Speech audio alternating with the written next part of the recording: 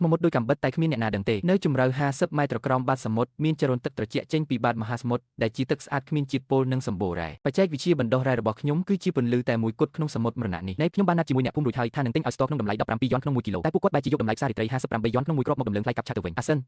ហាញពិតជាមិនមែនមនុស្សមែនវើយឲ្យស្ទកនៅផ្សាររាត្រីខាងក្រៅលក់មួយគ្រាប់58យ៉នតែហាញឲ្យតម្លៃពួកយើងតែ17យ៉នក្នុង1គីឡូ58យ៉នតែហាញទិញពីយើង1គីឡូ17យ៉នគ្រាន់តែយកទៅលក់បន្តចំណេញដល់ទៅជាង6ដងឯណោះខ្ញុំក៏ពន្យល់ប្រាប់ថាតម្លៃ58យ៉នក្នុងមួយគ្រាប់នោះគឺជាតម្លៃលក់រីនៅផ្សាររាត្រីទេឯតម្លៃទិញដល់កន្លែង17យ៉ន1គីឡូនេះគឺខ្ពស់កប់ពុកទៅហើយក្នុងទីផ្សារប៉ុន្តែអ្នកភូមិមិនព្រមស្ដាប់ការបកស្រាយរបស់ខ្ញុំសោះគិតតែថាខ្ញុំជញ្ជក់ឈាមពួកគាត់ហើយនាំគ្នាបែកក្នុងដាក់ខ្ញុំបើមិនឡើងថ្លៃដល់120យ៉នទេថ្ងៃនេះកុំសង្ឃឹមថាមានអ្នកណាអាចយកឲ្យស្ទកចេញបានមួយគ្រាប់អត់សោះបងប្អូនខ្ញុំនិយាយត្រូវអត់ត្រូវហើយខ្ញុំខឹងរហូតដល់ហួសចិត្តសាច់រួចក៏រៀបចំវ៉ាលីទាំងយកផ្លាស់ទៅភូមិខាងក្បែរនោះបាត់ទៅបងសិនឲ្យស្ទកវគ្គនេះបងចិញ្ចឹមបានល្អមែនទែនទំហំប៉ុនគ្នាល្អណាស់សាច់ក៏ណែនល្អទៀតមុខម្ហូបលក់ដាច់ប្រចាំហាងឌីងស៊ីស្វៀនរបស់ពួកយើងឆ្នាំនេះពឹងលើបងហើយណាថៅកែចៅលោកពិតជាអ្នកមានហើយចិត្តល្អទៀតតារាល់ឆ្នាំពួកឈ្មួញកណ្ដាលមកទិញឲ្យថ្លៃខ្ពស់បំផុតត្រឹមតែ9យ៉នទេក្នុង1គីឡូហើយនៅរើចុះរើឡើងទៀតឯថៅកែចៅមកដល់ភ្លាមហ៊ានឲ្យដល់ទៅ17យ៉នហ្មងភូមិហៅវ៉ានរបស់យើងឆ្នាំនេះច្បាស់ជាបានចូលឆ្នាំយ៉ាងសប្បាយហូរហៀមិនខានទេវើយហាហាហ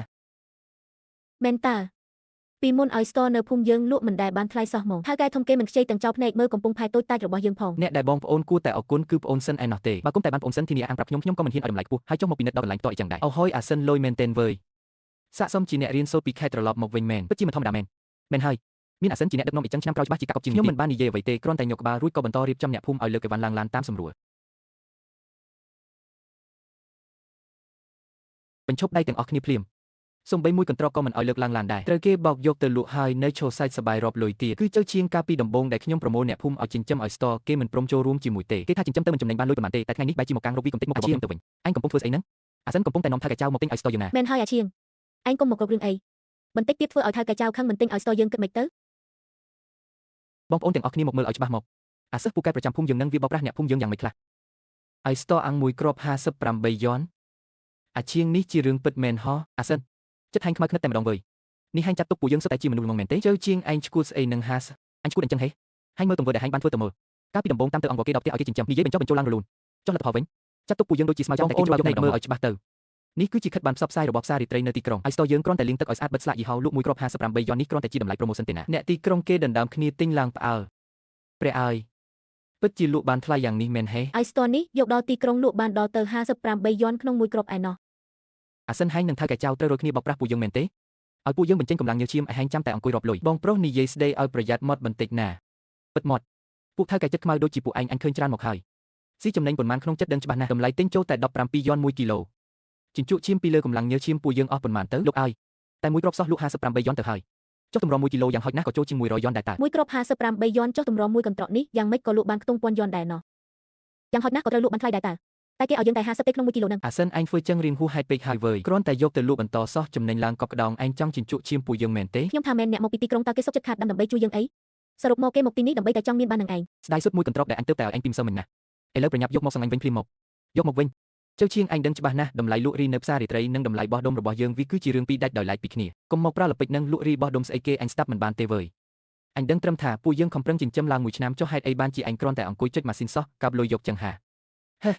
តម្លៃប្រម៉ូទិញ17នេះគឺបានទូទាត់លើការដឹកជញ្ជូនថ្លៃតូបបុគ្គលិកឈូងគ្រឿងទេសនិងការខូចខាតរួចអស់ហើយថែមទាំងហ៊ានឲ្យតម្លៃធានាខ្ពស់ជាងគេទៀតផងអ្នកទាំងអស់គ្នាស្ដាប់មើលថ្លៃដឹកជញ្ជូនអីថ្លៃខូចខាតអី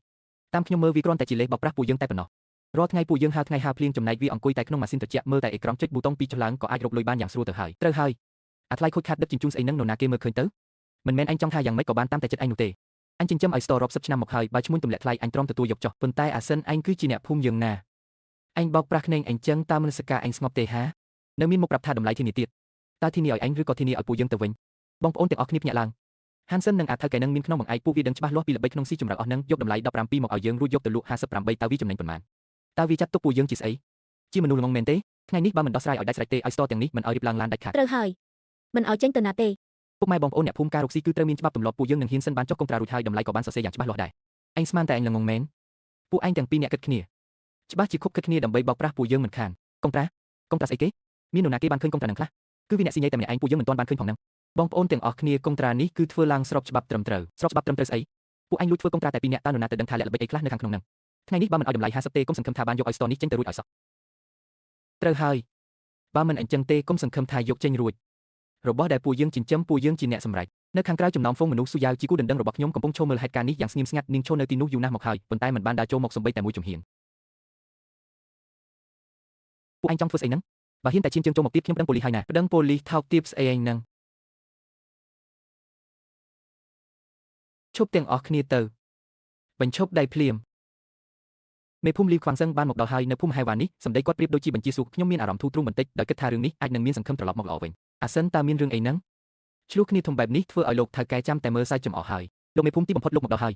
ហានសិនវាគុកគិតជាមួយឈ្មោះទុចរត់ពីក្រៅមកបោកប្រាស់អ្នកភូមិយើងត្រឹមតែមួយម៉ាត់របស់ជើឈៀងបានទម្លាក់កំហុសចោទខ្ញុំថាជាជនក្បត់ទៅហើយវាចុះកុងត្រាជាមួយថៅកែម្នាក់នេះទិញឲ្យស្តយើងក្នុងតម្លៃ17រួចយកទៅលក់បន្តតម្លៃ58លោកមេភូមិតើវាមានអីខុសពីការប្លន់លុយទៅត្រូវហើយមកចាត់ទុកពួកយើងជាមនុស្សល្ងងមែនលោកថៅកែមើលរឿងនេះទៅចុះអ្នកភូមិកំប្រឹងចិញ្ចឹមមិនងាយស្រួលទេក្រោកពីព្រលឹមទល់ព្រលប់ក៏សង្ឃឹមលើផលនេះដើម្បីចិញ្ចឹមជីវិតនឹងហើយលោកប្រធានលីវកិច្ចសន្យាដែលយើងបានស៊ីញេគឺច្បាស់ក្រឡែត17យន់គឺជាតម្លៃទិញដល់កន្លែងទីផ្សារវាតម្លៃនឹងហើយកិច្ចសន្យាវាជារបស់ងាប់មនុស្សទៅជារបស់រស់នោះ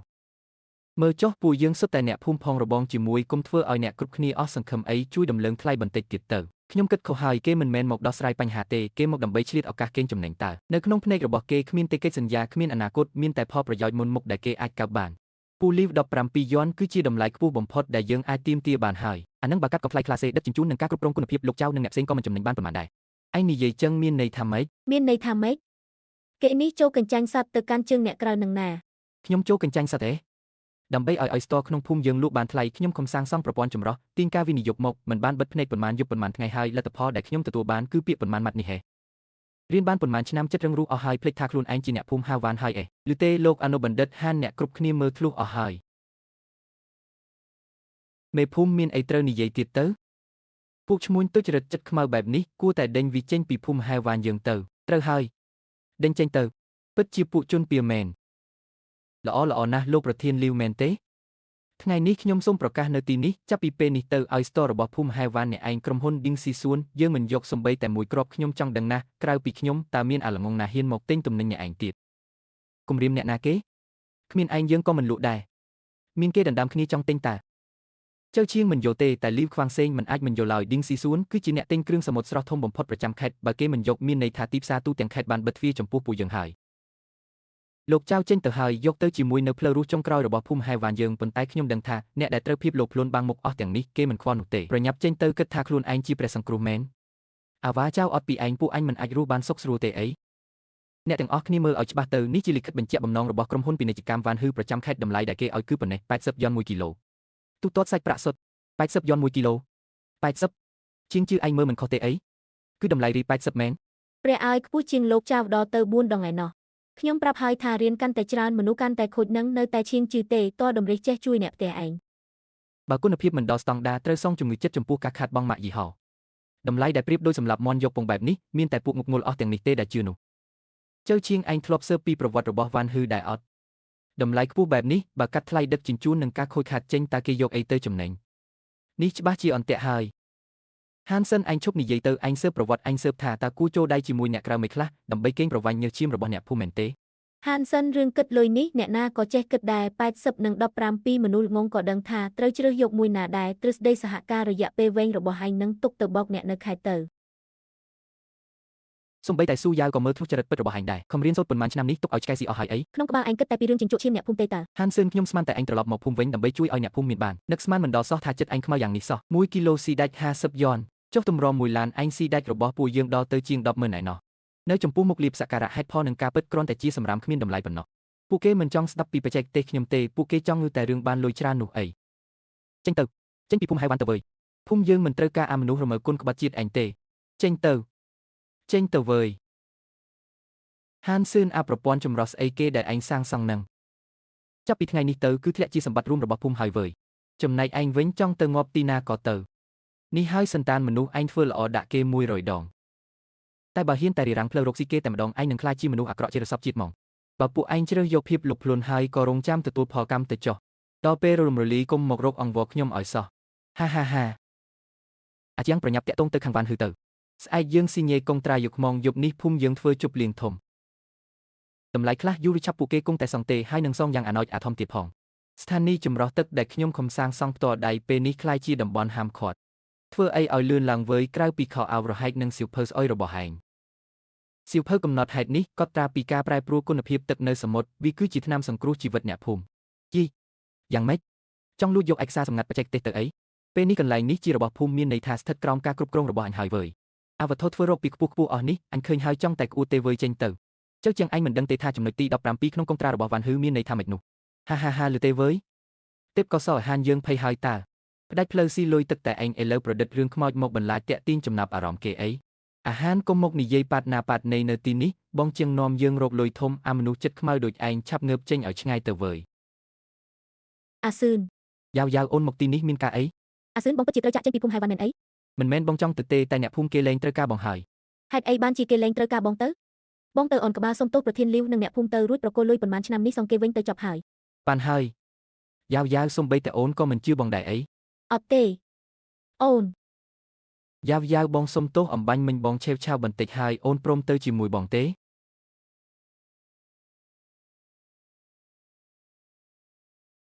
វិនាទីនោះខ្ញុំមានអារម្មណ៍ថាបាត់បង់ការក្តាប់ដៃហើយបេះដូងខ្ញុំក៏ទេស្អាតដូចគ្នាខ្ញុំស្មានតែនាងខុសពីគេ ទៅជាមួយបងទៅណាឥឡូវបងខ្លួនមួយទេសំបីតែកន្លែងស្នាក់នៅក៏គ្មានផង មែនហើយពេលនេះបងគ្មានសល់អ្វីទាំងអស់បច្ចេកទេសញើសជាមគេឈ្មោះត្រឹមមួយយប់ខ្លាយជារឿងកំ pl ែងអស់ ហានសឿនបងដឹងទេថាឆ្នាំនេះបងអាយុប៉ុន្មានហើយ28ឆ្នាំហើយណាចុះអូនវិញអូនអាយុ26ហើយ យុវវ័យតាមពិតនៅក្នុងពិភពលោករបស់នាងយុវវ័យគឺជាការវិនិយោគដែលត្រូវគិតគូរពីដើមទុនសោះចំណែកខ្ញុំពេលនេះច្បាស់ណាស់ថាបានខ្លាចជាទ្រព្យសកម្មដែលគ្មានតម្លៃទៅហើយ លោកតែងតែនិយាយពីបច្ចេកវិទ្យាលោកឧត្តមទៅលោកតៅឧត្តមក៏នឹងអាចយកមកស៊ីជំនួសបាយបានអត់ជើចាំងទូមិនសូវមានចំណេះដឹងដូចលោកតែគេអាចនាំអ្នកទាំងអស់គ្នាឲ្យរកលុយបានលោកមើលចុះថាឥឡូវគេមានមុខមាត់ប៉ុណ្ណាលោកសាច់អីឬមួយក៏ខ្ញុំនិយាយខុសការពិតវាអីចឹងតើ ខ្ញុំមិនបានតបទេព្រោះនៅពេលដែលមនុស្សម្នាក់ចាប់ផ្ដើមគិតគូររឿងយុវវ័យនិងការពិតជាមួយអ្នករាល់ការបកស្រាយគ្រាន់តែជាការបន្ទាបបន្ថោខ្លួនឯងប៉ុណ្ណោះទុកវាចោលចុះខ្ញុំមិនបានងាកក្រោយទេមិនមែនមកពីខ្ញុំដាច់ចិត្តនោះទេតែខ្ញុំខ្លាចថាលុះត្រាតែងាកក្រោយខ្ញុំនឹងស្ដាយភាពល្ងងខ្លៃរបស់ខ្លួនឯងប៉ុន្មានឆ្នាំនេះលាហើយភូមិហែវ៉ាន់លាហើយញើសឈាម7ឆ្នាំរបស់ខ្ញុំការចាក់ចេញពីកន្លែងមួយអ្វីដែលឈឺចាប់បំផុតមិនមែនជាការអាឡោះអាល័យទេតែវាជាការដឹងខ្លួនភ្លាមថាទីនេះលែងមានអ្វីដែលស័ក្តិសមឲ្យយើងអាឡោះអាល័យទៀតហើយការបរាជ័យនៅភូមិហែវ៉ាន់មិនមែនជាការបរាជ័យខាងបច្ចេកវិទ្យាទេតែជាការបរាជ័យរបស់ចិត្តមនុស្សភាពលោភលន់និងលេបត្របាក់អ្វីទាំងអស់បច្ចេកវិទ្យាល្អប៉ុណ្ណាក៏មិនអាចបំពេញសេចក្តីលោភលន់របស់មនុស្សបានដែរតែខ្ញុំមិនព្រមចុះចាញ់ទេពិភពលោកនេះតែងតែមានកន្លែងសម្រាប់ឧត្តមប្រជានិច្ចបើកន្លែងភ្លើងមិនអាចទទួលខ្ញុំបានអញ្ចឹងខ្ញុំនឹងទៅកន្លែងដែលងឹតបំផុតហើយវាបំបែករកពន្លឺថ្មីឲ្យតតែបានទីនេះគឺភូមិថ្មប៉ព្រះទឹកខ្មោចលើផែនទីបានបញ្ជាក់ថាវាជាកន្លែងតែមួយគត់ក្នុងចម្ងាយរាប់រយម៉ាយដែលមានចរន្តទឹកសមុទ្រជ្រៅផុសឡើងខ្ញុំត្រូវការអ្នកនាំផ្លូវម្នាក់ដែលស្គាល់សមុទ្រនេះច្បាស់ពិតប្រាកដមកពីចម្ងាយមែនទេបាទគ្រាន់តែចង់មកមើលទីនេះបន្តិចកន្លែងនេះអត់មានអីគួរឲ្យចង់មើលទេមានតែរលកផ្ដាច់សង្ខារហើយនឹងថ្មស៊ីមនុស្សនឹងឯងខ្ញុំមិនមែនមកលេងទេកំឡោះឯងប្រាប់ពូតាមត្រង់មកឯងមិនមែនមករកសេចក្តីស្លាប់នៅទីនេះទេមែនទេលោកពូបើគ្រាន់តែចង់ស្លាប់វិធីមានច្រើនណាស់តើមិនបាច់រត់មកដល់កន្លែងខ្មោចលងនេះនាំឲ្យពិបាកដល់លោកពូទេចេញពីក្រសែភ្នែករបស់គាត់អ្វីដែលខ្ញុំឃើញមិនមែនជាការសង្ស័យទេតែវាជាការស្ទាបស្ទង់គាត់ធ្លាប់ឃើញមហិច្ឆតានឹងជីវិតជាច្រើនត្រូវបានសមុទ្រមួយនេះលេបត្របាក់គាត់ចង់ដឹងថាតើខ្ញុំមានអីទើបអាចខ្លាចជាករណីលើកលែងបានសមុទ្រនេះឈ្មោះថ្មប៉ព្រះទឹកខ្មោចចរន្តទឹកជ្រៅខាងក្នុងនឹងក្នុងមួយឆ្នាំមានតែមួយខែឬពីរខែទេដែលវានឹងគួចយករបស់ល្អពីបាតសមុទ្រមកលើសារធាតុរ៉ែដែលអណ្តែតមកតាមទឹកនឹងអាចធ្វើឲ្យត្រីពន់បាតដែលលូតលាស់ធំជាងចានដាច់ទៅទៀតប៉ុន្តែវាក៏ជាយំរីកយកជីវិតដែរទុកដែលចូលទៅ10គ្រឿងមាន7គ្រឿងទៅហើយដែលលែងបានត្រឡប់មកវិញវាស៊ីគ្នានឹងព័ត៌មានដែលខ្ញុំបានស្រាវជ្រាវចរន្តទឹកសមុទ្រជ្រៅផុសឡើងសម្បូរទៅដោយជីវជាតិជាតំបន់នេសាទកម្ពុជាពីធម្មជាតិប៉ុន្តែផលចំណេញខ្ពស់ក៏តែងតែដើរទន្ទឹមគ្នានឹងហានិភ័យខ្ពស់ដែរ20ឆ្នាំមុនមានថៅកែនៅក្រុងម្នាក់មិនជឿរឿងនេះហ៊ានបោះលុយរាប់លានមកធ្វើបាយចិញ្ចឹមត្រីនៅទីនេះចង់ចិញ្ចឹមត្រីទុកកាយៈព្យុះបបកតែមួយយប់សូម្បីតែមនុស្សទុកទាំងត្រីខ្លាចជាចំណីត្រីឆ្លាមអស់រលីងពីនេះអស់គ្មានសល់មើលទៅការចិញ្ចឹមតាមបែបបាយធម្មតាពិតជាមិនអាចទប់ទល់នឹងអាកាសធាតុដ៏អាក្រក់នៅទីនេះបានទេប៉ុន្តែបច្ចេកវិទ្យារបស់ខ្ញុំមិនមែនគ្រាន់តែជាការចិញ្ចឹមធម្មតាទេលោកពូខ្ញុំត្រូវចូលទៅយកសំណាក់ទឹកមួយចំណែកតែមួយចំណែកគត់ខ្ញុំដឹងថាពូមានផែនទីលម្អិតបំផុតនៃតំបន់សមុទ្រនេះផែនទីអាចការពារជីវិតអញបានខ្ញុំជួយជួសជុលទូកពួកម៉ាស៊ីនទូកខ្ញុំអាចធ្វើបានទាំងអស់ចាត់ទុកថាដូរយកផែនទីពូមួយទាំងចុះអីហ្នឹងជួសជុលទូកការនៅរៀនដើម្បីសន្សំលុយធ្វើគម្រោងខ្ញុំធ្លាប់ស៊ីឈ្នួលនៅរោងជាងកប៉ាល់2ឆ្នាំធ្លាប់ដោះម៉ាស៊ីនម៉ាស៊ូតអស់8ម៉ូដែលក្រៅពីចំណេះដឹងដែលលែងមានតម្លៃទាំងនោះនេះជារបស់តែមួយគត់នៅលើខ្លួនខ្ញុំដែលអាចយកមកដោះដូរបានអស់ចាក់ណាស់ក្មួយប្រុសអញពិតជាជួសជុលវាបានមែននេះជារបស់ដែលគេដូនតាបន្សល់ទុកកន្លែងណាមានថ្មប៉ព្រះទឹកកន្លែងណាមានទឹកគួចគឺមានចំណាំទាំងអស់អាចត្រឡប់មកវិញទាំងរស់ឬអត់វាអាស្រ័យលើប្រេងសំណាងរបស់អញហើយអរគុណច្រើនលោកពូ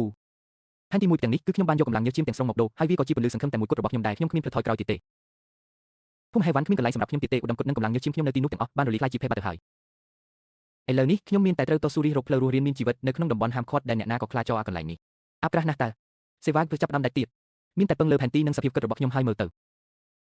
សឹងតែបន្តិចទៀតសោះតែជ្រៅជាងនេះ1សង់ទីម៉ែត្រទៀតអាទូកកញ្ចាស់មួយនេះមុខតែខ្លាយជីមជូរដែករបស់ខ្ញុំមិនខានចង្រៃយាបុកទៀតហើយភាពភ័យខ្លាចនិងភាពអស់សង្ឃឹមប្រៀបដូចជាទឹកសមុទ្រដ៏ត្រជាក់ស្រេបកំពុងតែហូរចានចូលក្នុងបេះដូងខ្ញុំបន្តិចតែស្លាប់សំណាងណាស់ទីបំផុតខ្ញុំរកឃើញតំបន់ស្នូលនៃទឹកជ្រៅដែលបានគូសចំណាំនៅលើផែនទីហើយយកបានហើយទីបំផុតយកបានហើយវើយ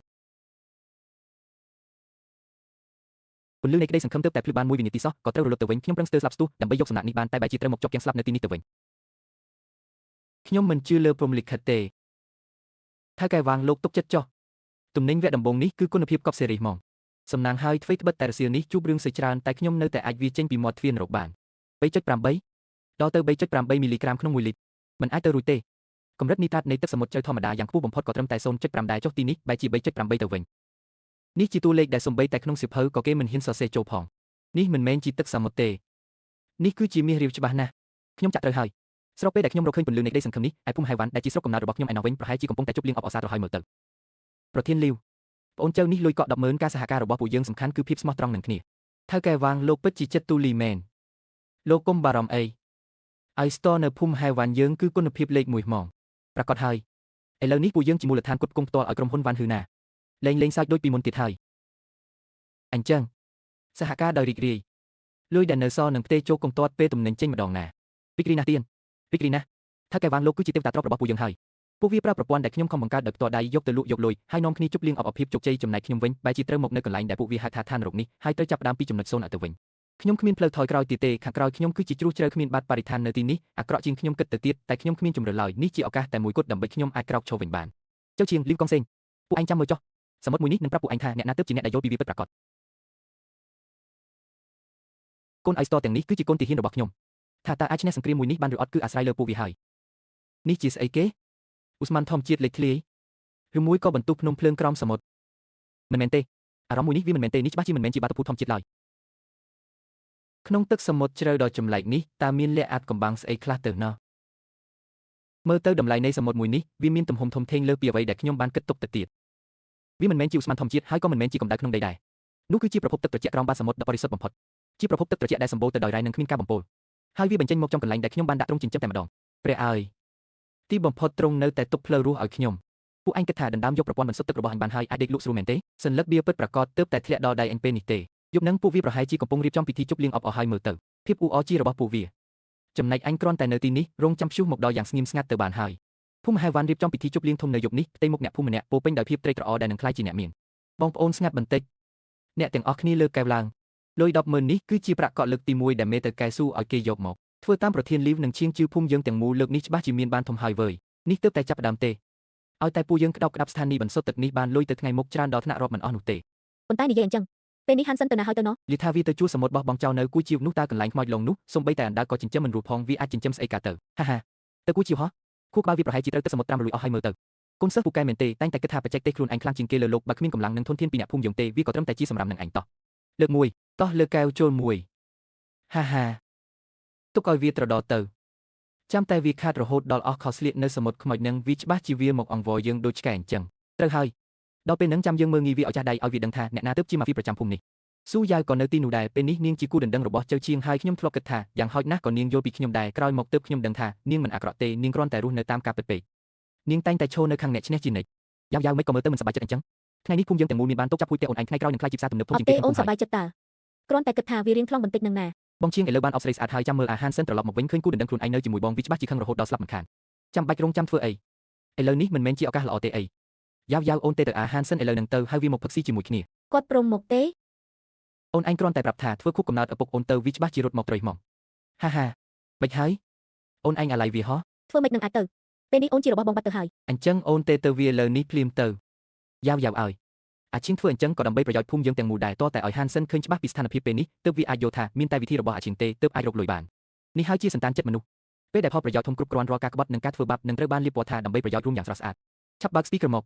ឲ្យអ្នកទាំងអស់គ្នាបានស្ដាប់មើលថាគុនសិស្សពូកែម្នាក់នេះផឹកទឹកសមុទ្រនៅគួយជីវឆ្អែតហើយឬនៅទេទៅមើលឲ្យពួកយើងបានស្ដាប់ផងថាឆ្កែធ្លាក់ទឹកវាព្រោះរបៀបម៉េចហាហាទីបំផុតស៊ូយ៉ាវនៅតែជ្រើសរើសការចុះចាញ់នាងសម្រាប់ចិត្តរួមដៃជាមួយអ្នកភូមិហាវ៉ាន់ដើម្បីវាប្រហារខ្ញុំពួកគេកំពុងរងចាំមើលរឿងល្អមើលនេះយ៉ាងអន្ទះសាចំណែកខ្ញុំដែលជាតួឯកក្នុងរឿងនេះកំពុងតែស្វែងយល់ពីដែនសមុទ្រដ៏អាថ៌កំបាំងនេះនៅឡើយពួកគេនិយាយថាទីនេះទឹកហូរខ្លាំងចិញ្ចឹមអ្វីក៏មិនรู้ដែរប៉ុន្តែពួកគេមិនដឹងទេថាកន្លែងបែបនេះឯងទើបមានសារធាតុរ៉ែក្នុងទឹកកាន់តែសម្បូរបែបបច្ចេកទេសរបស់ខ្ញុំគឺស័ក្តិសមបំផុតក្នុងការប្រែក្លាយសម្រាមដែលគ្មានអ្នកណាត្រូវការទាំងនេះទៅជាចំណីមាសសម្រាប់ឲ្យស្តកម្រិតកម្ពស់អត្រារស់រានមានជីវិតរបស់កូនឲ្យស្តវគ្គដំបូងខ្ពស់ជាងការរំពឹងទុករបស់ខ្ញុំដល់ទៅ3%ឯណោះ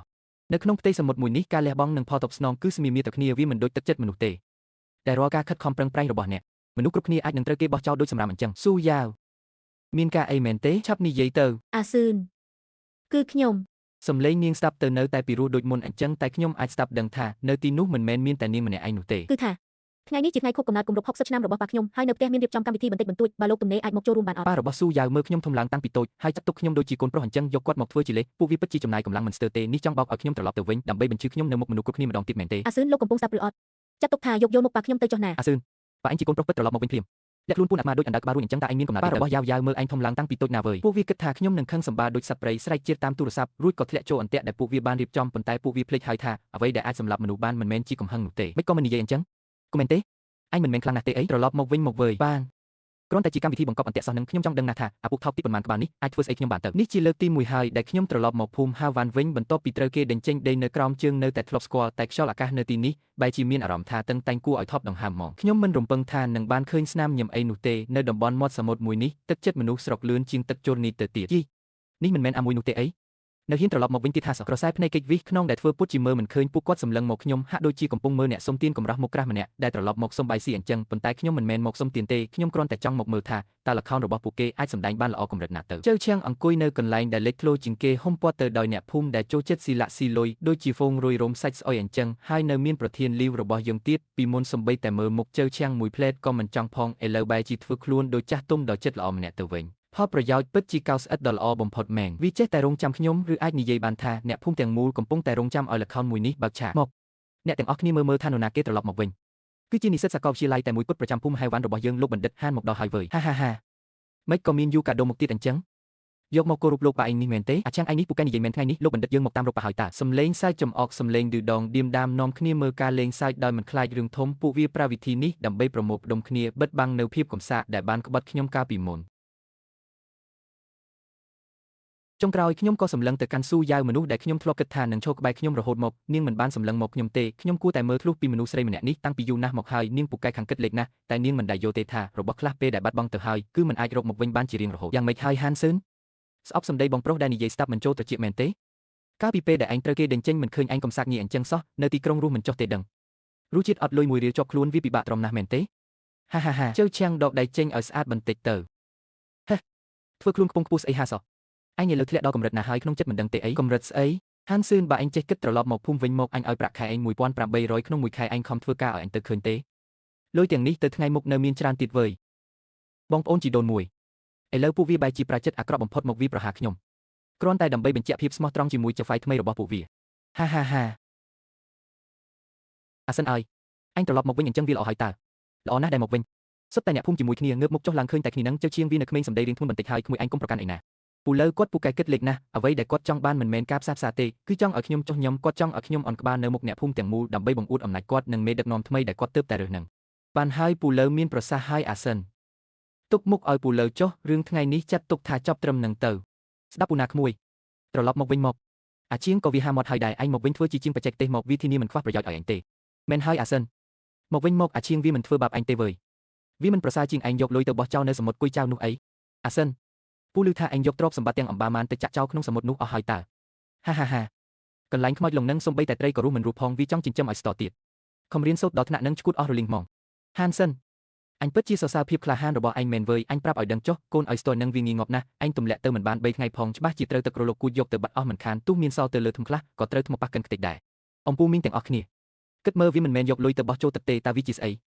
អាឈៀងនិយាយត្រូវកន្លែងនឹងចិញ្ចឹមស្អីក៏មិនរស់ដែរស៊ូយ៉ាវរីហើយហាក់ដូចជារៀងអាណិតបន្តិចដែរតែចិត្តអាណិតដែលយឺតពេលវាថោកជាងស្មៅទៅទៀតអញកុំប្រាប់ណាថាគិតចង់ពឹងសមុទ្រលួយនោះដើម្បីស្ដារជីវិតឡើងវិញនោះហានសិនអញមិនជឿមែនទែនទេដឹងថាសមុទ្រសៃប្រានឹងអាចចិញ្ចឹមចេញរបស់មានតម្លៃបាននោះពួកវារៀបអន្ទាក់មួយដែលធ្វើឲ្យខ្ញុំគ្មានផ្លូវថយពួកវាស្មានថាប៉ុណ្ណឹងគឺឈ្នះហើយឯងចង់ធ្វើអីអ្នកណានិយាយថាសមុទ្ររបស់ខ្ញុំចិញ្ចឹមឲ្យស្ទមិនរស់វិទេអ្នកទាំងអស់គ្នាវិទេវានិយាយស្អីវានិយាយថាសមុទ្រវាអាចចិញ្ចឹមឲ្យស្ទបានសមុទ្រខ្មោចលងគុយចៅនឹងអាចចិញ្ចឹមឲ្យស្ទបានហាហាហាហានសិនបើអញពិតជាអាចចិញ្ចឹមឲ្យស្ទរស់នៅសមុទ្រគុយចៅមែនអញនឹងលេបទៅមួយនេះចូលពោះទាំងមូលមកថ្ងៃហ្នឹងពួកវាសាមនឹងការលុតជង្គង់ស៊ីតាមរបៀបចាស់កម្រើទៅហើយពេលឃើញអ្នកណាចង់ក្រោកឈរឈងចាប់មេឃប្រតិកម្មដំបងមិនមែនដើរតាមទេគឺទាញទម្លាក់គេចូលក្នុងភពស៊ូយ៉ាវគិតក្រសែភ្នែកខ្ញុំដឹងថានាងកំពុងគិតលេខគិតពីអត្រារស់រាននៅសមុទ្រគុយចៅគិតពីផលប្រយោជន៍នៅពីក្រោយជើឈៀងនាងជឿតែលើលុយស្រស់ដែលភ្នែកនាងមើលឃើញប៉ុណ្ណោះខ្ញុំអត់និយាយអីទាំងអស់ដាក់ចេញតែម្ដងលោកសាស្ត្រាចារ្យហានកុំតន់ទៅអី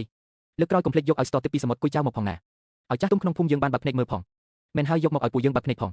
ប្រយ័ត្នដល់ពេលហ្នឹងសំបីតែសម្បកក៏រៀវមិនបានផងហាហាហា ពីឆ្នាំមុនខ្ញុំជួយសាងសង់ប្រព័ន្ធត្រជាក់ឲ្យពួកវាហៅខ្ញុំថាជាអ្នកមានគុណថ្ងៃនេះគ្រាន់តែកុងត្រាគ្មានលក្ខខណ្ឌមួយសន្លឹករបស់ស៊ឺហៃឆឹងពួកវាទាត់ខ្ញុំចោលពួកវាស្មានថាពេលកាប់ផ្ដាច់ខ្សែចង្វាក់គុតគង់របស់ខ្ញុំមានតែផ្លូវដាច់ពោះស្លាប់ប៉ុន្តែពួកវាភ្លេចថាខ្ញុំទើបជាស្ថាបត្យករពិតប្រាកដបើគ្មានបច្ចេកវិទ្យាទាញទឹកសមុទ្រជ្រៅរបស់ខ្ញុំទេប្រព័ន្ធត្រជាក់មួយនឹងគ្រាន់តែជាគំនរដែកអេតចាយប៉ុណ្ណោះសមុទ្រគុយចៅពិតជាសមុទ្រសរសៃប្រាមែនទឹកហូរខ្លាំងខ្យល់រលកធំថ្មមុតដូចកាំបិតតែគ្មានអ្នកណាដឹងទេនៅជម្រៅ50ម៉ែត្រក្រោមបាតសមុទ្រមានចរន្តទឹកត្រជាក់ចេញពីបាតមហាសមុទ្រដែលជាទឹកស្អាតគ្មានជាតិពុលនិងសម្បូររ៉ែបច្ចេកវិទ្យាបណ្ដុះរ៉ែរបស់ខ្ញុំគឺជាពន្លឺតែមួយគត់ក្នុងសមុទ្រមរណៈនេះនៃពួកឯងគិតមើលមិនបានហានស៊ឿនហានឆែនវាជឿជាក់ម្លេះឬមួយកន្លែងសមុទ្រខ្មោចនឹងអាចចិញ្ចឹមអីកើតមែនតែយ៉ាងណាក៏វារៀនចប់ពីក្រុងមកដែរតើការមុនភូមិអៃស្តយើងនេះមិនមែនសុទ្ធតែថ្មទេអីបើគុំតែបានវាអ្នកនាំមុខខាងបច្ចេកទេសចុះក្រែងលោគ្មានក្រែងលោអីទាំងអស់អាស៊ើននេះវាក្បាលរឹងតាំងពីតូចតែវាមិនដែលធ្វើអីអត់ច្បាស់កាទេគុំប្រាប់ណាថាវាលាក់ក្បាច់អីនៅកន្លែងខ្មោចលងនឹងមែនមិនបានទេអញមិនអាចទុកឱកាសឲ្យវាងើបមុខរួចដាច់ខាតខ្ញុំដឹងច្បាស់ណាស់មនុស្សដូចជើជាងឆៅឈៀងច្បាស់ជាទ្រាំមិនបានត្រូវតែមកគប់មើលមិនខានធ្វើអីឲ្យស្រាលដៃបន្តិចវើយអញចង់ដឹងណាស់ថាអាស៊ើនវាកំពុងលួចធ្វើស្អីឲ្យប្រាកដថ្ងៃនេះអញនឹងហែកមុខហែងមកមើលតើហែងយកស្អីមកទល់ជាមួយអញទៀតដែលគេហៅទីនេះថាសមុទ្រមរណៈព្រោះចរន្តទឹកនៅទីនេះអាចកំទេចភាពអំនួតរបស់អ្នកក្រៅបានយ៉ាងងាយបើគ្មានផែនទីរបស់ខ្ញុំទេចូលទីនេះគឺស្មើនឹងយកជីវិតមកចោលហើយបងជាងរលកធំណាប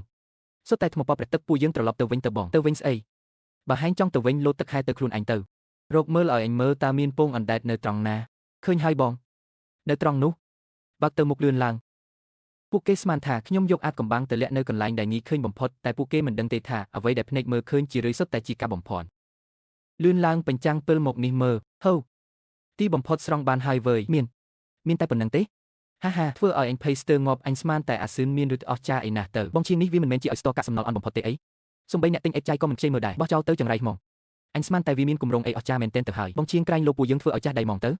ដាក់ថ្នាំសម្រាប់វាចោលហ្មងទៅខ្ញុំខំយកថ្នាំកសិកម្មមកពីផ្ទះហើយប្រើទៅបងមិនបាច់ទេរបស់អន់ប៉ុណ្ណឹងមិនបាច់ខាតថ្នាំពួកយើងទេឲ្យស្ទរប៉ុន្មានគ្រាប់នឹងប្រហែលអាស៊ើនវាទិញពីផ្សារយកមកបោះចូលសមុទ្របង្អួតគេទេដឹងតោះត្រឡប់ទៅដេកវិញមនុស្សលោកខ្លួនភ្នែករបស់គេតែងតែសម្លឹងមើលតែផលប្រយោជន៍ដែលអន្តែតលើផ្ទៃទឹកប៉ុណ្ណោះពួកគេមិនយល់ទេថាទ្រព្យសម្បត្តិពិតប្រាកដគឺត្រូវការបណ្ដុះនៅក្នុងភាពស្ងប់ស្ងាត់ដ៏ជ្រៅបំផុតក្រោមជម្រៅ50ម៉ែត្រគឺជាតំបន់ហាមឃាត់របស់ពួកគេតែវាជាឋានសួគ៌របស់ខ្ញុំចរន្តទឹកត្រជាក់ពីបាតសមុទ្រដែលនាំមកនៅសារធាតុរ៉ែគ្មានជាតិពុលបានប្រមូលផ្ដុំគ្នានៅទីនេះរាល់វិនាទីនេះហើយគឺជាបច្ចេកវិទ្យាបណ្ដុះរ៉ែរបស់ខ្ញុំមិនបាច់ដាក់ចំណីទេធម្មជាតិនឹងផ្ដល់នូវអំណោយដ៏ល្អបំផុតដល់ពួកវាកំពុងលូតលាស់ដោយស្ងៀមស្ងាត់រងចាំថ្ងៃដែលពួកវាបានឃើញពន្លឺព្រះអាទិត្យម្ដងទៀតវានឹងទះកំភ្លៀងអ្នកគ្រប់គ្នាឲ្យភ្ញាក់ផ្អើលមិនខានអ្នកទាំងអស់គ្នាមិនបានឃើញទេពេលស្រង់ត្រង់នោះឡើងមកអញឡើងរន្ធត់ចិត្តហ្មងចុះលទ្ធផលយ៉ាងម៉េចទៅវិញយ៉ាងម៉េចហើយអាជាងហាមានតែ7-8គ្រាប់ទេអា7-8គ្រាប់នឹងតូចជាងបាតដៃអញទៅទៀតអញសន្និដ្ឋានថាអាស៊ើនវាទិញពីផ្សារយកមកបោះចោលសមុទ្រគ្រាន់តែដើម្បីបិទបាំងមុខមាត់វានឹងឯងបងឯងនឹងណាចូលចិត្តតែចង់ឈ្នះជាមួយវាអាស៊ើនវាលើក្រដាខ្ញុំហើយនឹងមានសមត្ថភាពឯណាទៅចិញ្ចឹមឲ្យស្ទរគុណភាពខ្ពស់នោះមែនតើ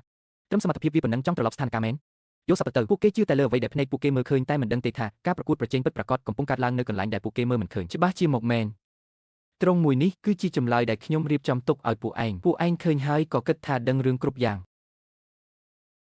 ងក្តីសង្ឃឹមនិងអនាគតរបស់ខ្ញុំគឺផ្ញើលើកន្លែងនេះទាំងអស់ហើយមានជាង200គ្រាប់ហើយពួកវាធំលឿនជាងការគិតរបស់ខ្ញុំទៅទៀតរាល់វិនាទីពួកវាកំពុងស្រូបយកជីវជាតិពីបាតសមុទ្រដ៏ជ្រៅមួយនេះជើជាងលីវកុងសេងចាំមើលថាតើពួកឯងអាចសប្បាយបានយូរប៉ុណ្ណាទៅអូសួស្តីថៅកែវាងអាចើមួយរយៈនេះឲ្យស្ទរនៅភូមិអញលូតលាស់ដល់ណាហើយល្អណាស់ថៅកែអរគុណបារមីថៅកែហើយឥឡូវអ្នកភូមិយើងកំពុងតែសម្រុកធ្វើការឡើងពេញដៃហ្មងអញ្ចឹងល្អហើយខ្ញុំទេមកនេះគ្រាន់តែចង់ប្រាប់មុនទេណាទីផ្សារបដូរហើយស្តង់ដារទិញចូលសម្រាប់វគ្គក្រោយអាចនឹងត្រូវដំឡើងបន្តិចហើយមានរឿងអីថៅកែវាងចុះប្រកាស17ក្នុងកុងត្រានឹងដែលថាសងជំងឺចិត្តរឿងគុណភាពមិនដល់ស្តង់ដារនឹងប្រហែលជាមិនពីនៃមែនទែនទេដឹងបើអីស្ទរអញល្អហើយខ្លាចស្អី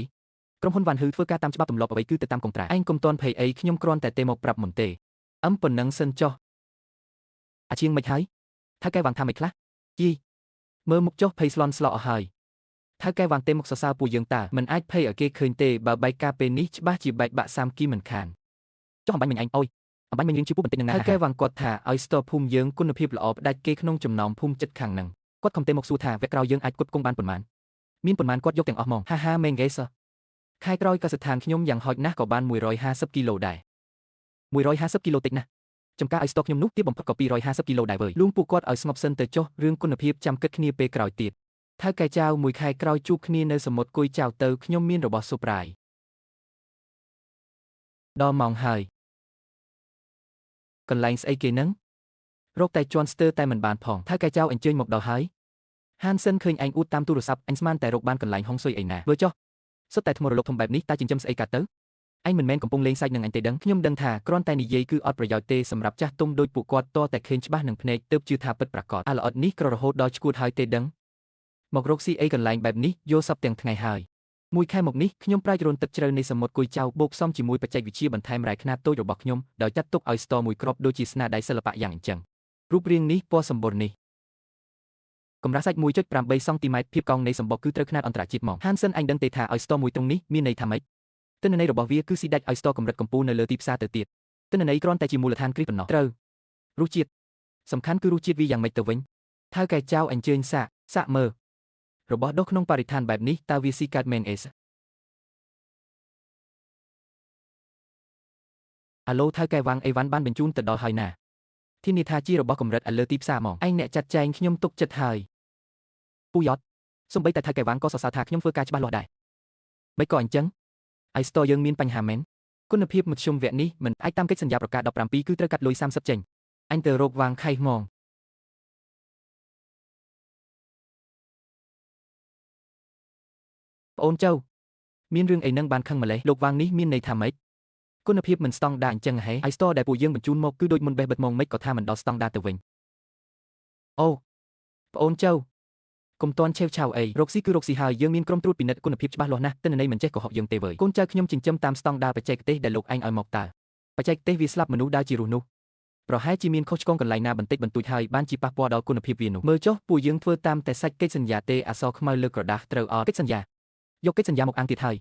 កាលមុនគិតតែពីចង់បានចំណេញមិនបានមើលលក្ខខណ្ឌទាំងនេះឲ្យបានច្បាស់សោះហាហើយឯងកុំទុកក្នុងចិត្តពេកឯណាលើកនេះចាត់ទុកជាមេរៀនទៅចាំលើកក្រោយប្រយ័ត្នជាងនឹងបន្តិចទៅឲ្យតែទំនិញលើក្រោយធ្វើបានដល់ស្តង់ដារលុយនេះខ្ញុំជាអ្នកធានាសង្ហែងវិញទាំងអស់មិនហើយជាងជឿលោកវ៉ាងគេថាមិនខ្លះទៅពួកអ្នកក្រុងនេះខូចដូចកញ្ជ្រោងអញ្ចឹងហ្មងវាថាតតែទំនិញលើក្រោយដល់ស្តង់ដារទើបវាព្រមសងលុយវិញគិតមិនទៅពូលីវបើអ្នកភូមិដឹងរឿងនេះច្បាស់ជាផ្ទុះរឿងធំមិនខានទេមិនបានទេរឿងនេះមិនអាចឲ្យបែកឃ្លីបានទេយើងទើបតែដេញហានសឿនចេញពីភូមិផងបើឥឡូវមានរឿងទៀតមុខអញយកទៅទុកឯណាទៅភ័យអីពូលោកវ៉ាងគេប្រាប់ហើយតើឲ្យតែទំនិញលើក្រោយដល់ស្តង់ដារគេសងលុយវិញហើយនេះទើបតែដំបងសោះមានបញ្ហាបន្តិចបន្តួចជារឿងធម្មតាទេហើយសាក់រងចាំមើលសិនទៅអត់មានមើលអីទេពូរឿងនឹងសម្រាប់អញ្ចឹងចុះអញទៅប្រាប់អ្នកភូមិទៅថាខាងក្រុមហ៊ុនគេបើកលុយយឺតបន្តិចពីរបីថ្ងៃទៀតទើបធ្លាក់មកក្របពូជនៃភាពលោភលន់ពេលដែលបានសាប់ព្រោះហើយវានឹងចាក់ឫសយ៉ាងជ្រៅនៅក្នុងដីនៃក្តីសង្ឃឹមខុសឆ្គងជាងជឿលុយធ្លាក់មកនៅលោកបានគេថាអ្នកខ្លះគ្នាកុំបារម្ភអីរឿងលុយក៏អត់មានបញ្ហាទេតែប្រហែលថ្ងៃទៀតធ្លាក់មកហើយពួកគេមិនបានដឹងទេថាកំបិតដែលព្យួរនៅលើក្បាលពួកគេទើបតែចាប់ផ្ដើមធ្លាក់ចុះមកនោះទេអញ្ចឹងក៏ល្អដែរអូខេដល់រសជាតិមួយនេះไอស្តដែលខ្ញុំចិញ្ចឹមក្នុងសមុទ្រស្លាប់មួយនេះយ៉ាងម៉េចដែរលោកបងហានសឿននេះវាជាកម្ពុជាអាហារហើយតើវើយលោកបងមិនបាច់រំភើបពេកទេចូលមាត់ភ្លាមគ្មានក្លិនឆ្អាបតែបែរជាមានជាតិផ្អែម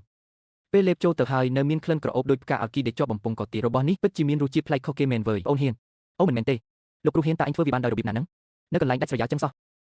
ពួកគេស្មានតែដណ្ដើមប្រព័ន្ធចម្រោះទឹកនិងកន្លែងក្លាសេរបស់ខ្ញុំបានខ្ញុំនឹងអស់ផ្លូវដើរហើយមែនទេតែពួកគេមិនបានដឹងទេថាបច្ចេកទេសស្នូពិតប្រាកដគឺវាមាននៅក្នុងខួរក្បាលរបស់ខ្ញុំទេតើជាវិធីសាស្ត្រទាញយកទឹកសមុទ្រជ្រៅនោះអីសមុទ្រមួយនេះក្នុងភ្នែកអ្នកដទៃអាចជាកន្លែងស្លាប់តែសម្រាប់ខ្ញុំវិញវាគឺជាកំណប់មហាសាលកំណប់ត្រូវហើយវាកំណប់មែនវាជាអណ្ដូងនេះតើវើយប្អូនហ៊ានអញឲ្យថ្លៃមកไอស្តនេះទោះថ្លៃប៉ុន្មានក៏ដោយគឺបងមកទាំងអស់មកលោកបងកុំទាន់អល់អីទម្លាក់តម្លៃបន្តិចសិនទៅ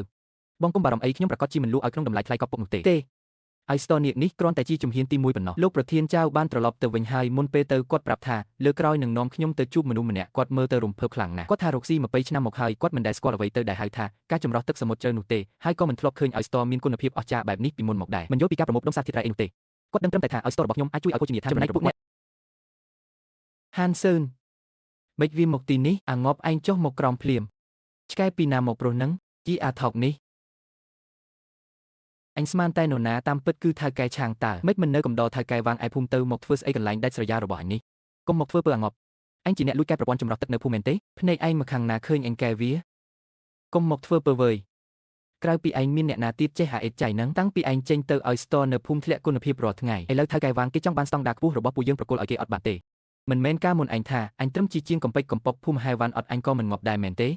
េវានៅតែមិនយល់ប្រព័ន្ធមួយនឹងមិនមែនគ្រាន់តែទិញម៉ាស៊ីនមកដល់ភ្លើងហើយដានោះទេរបស់ដែលសំខាន់ពិតប្រាកដវាមិនមែននៅលើម៉ាស៊ីនទេគឺកម្រិតសារធាតុចិញ្ចឹមក្នុងទឹកសមុទ្រនិងការកំណត់ទិន្នន័យតាមបម្រែបម្រួលទឹកនេះទឹកចូលរាល់ថ្ងៃអ្វីទាំងអស់នេះគឺនៅក្នុងក្បាលអញពេលពួកឯងដេញអញចេញស្មានតែដណ្ដើមបានម៉ាស៊ីននឹងវាគ្រប់គ្រាន់ហើយមែន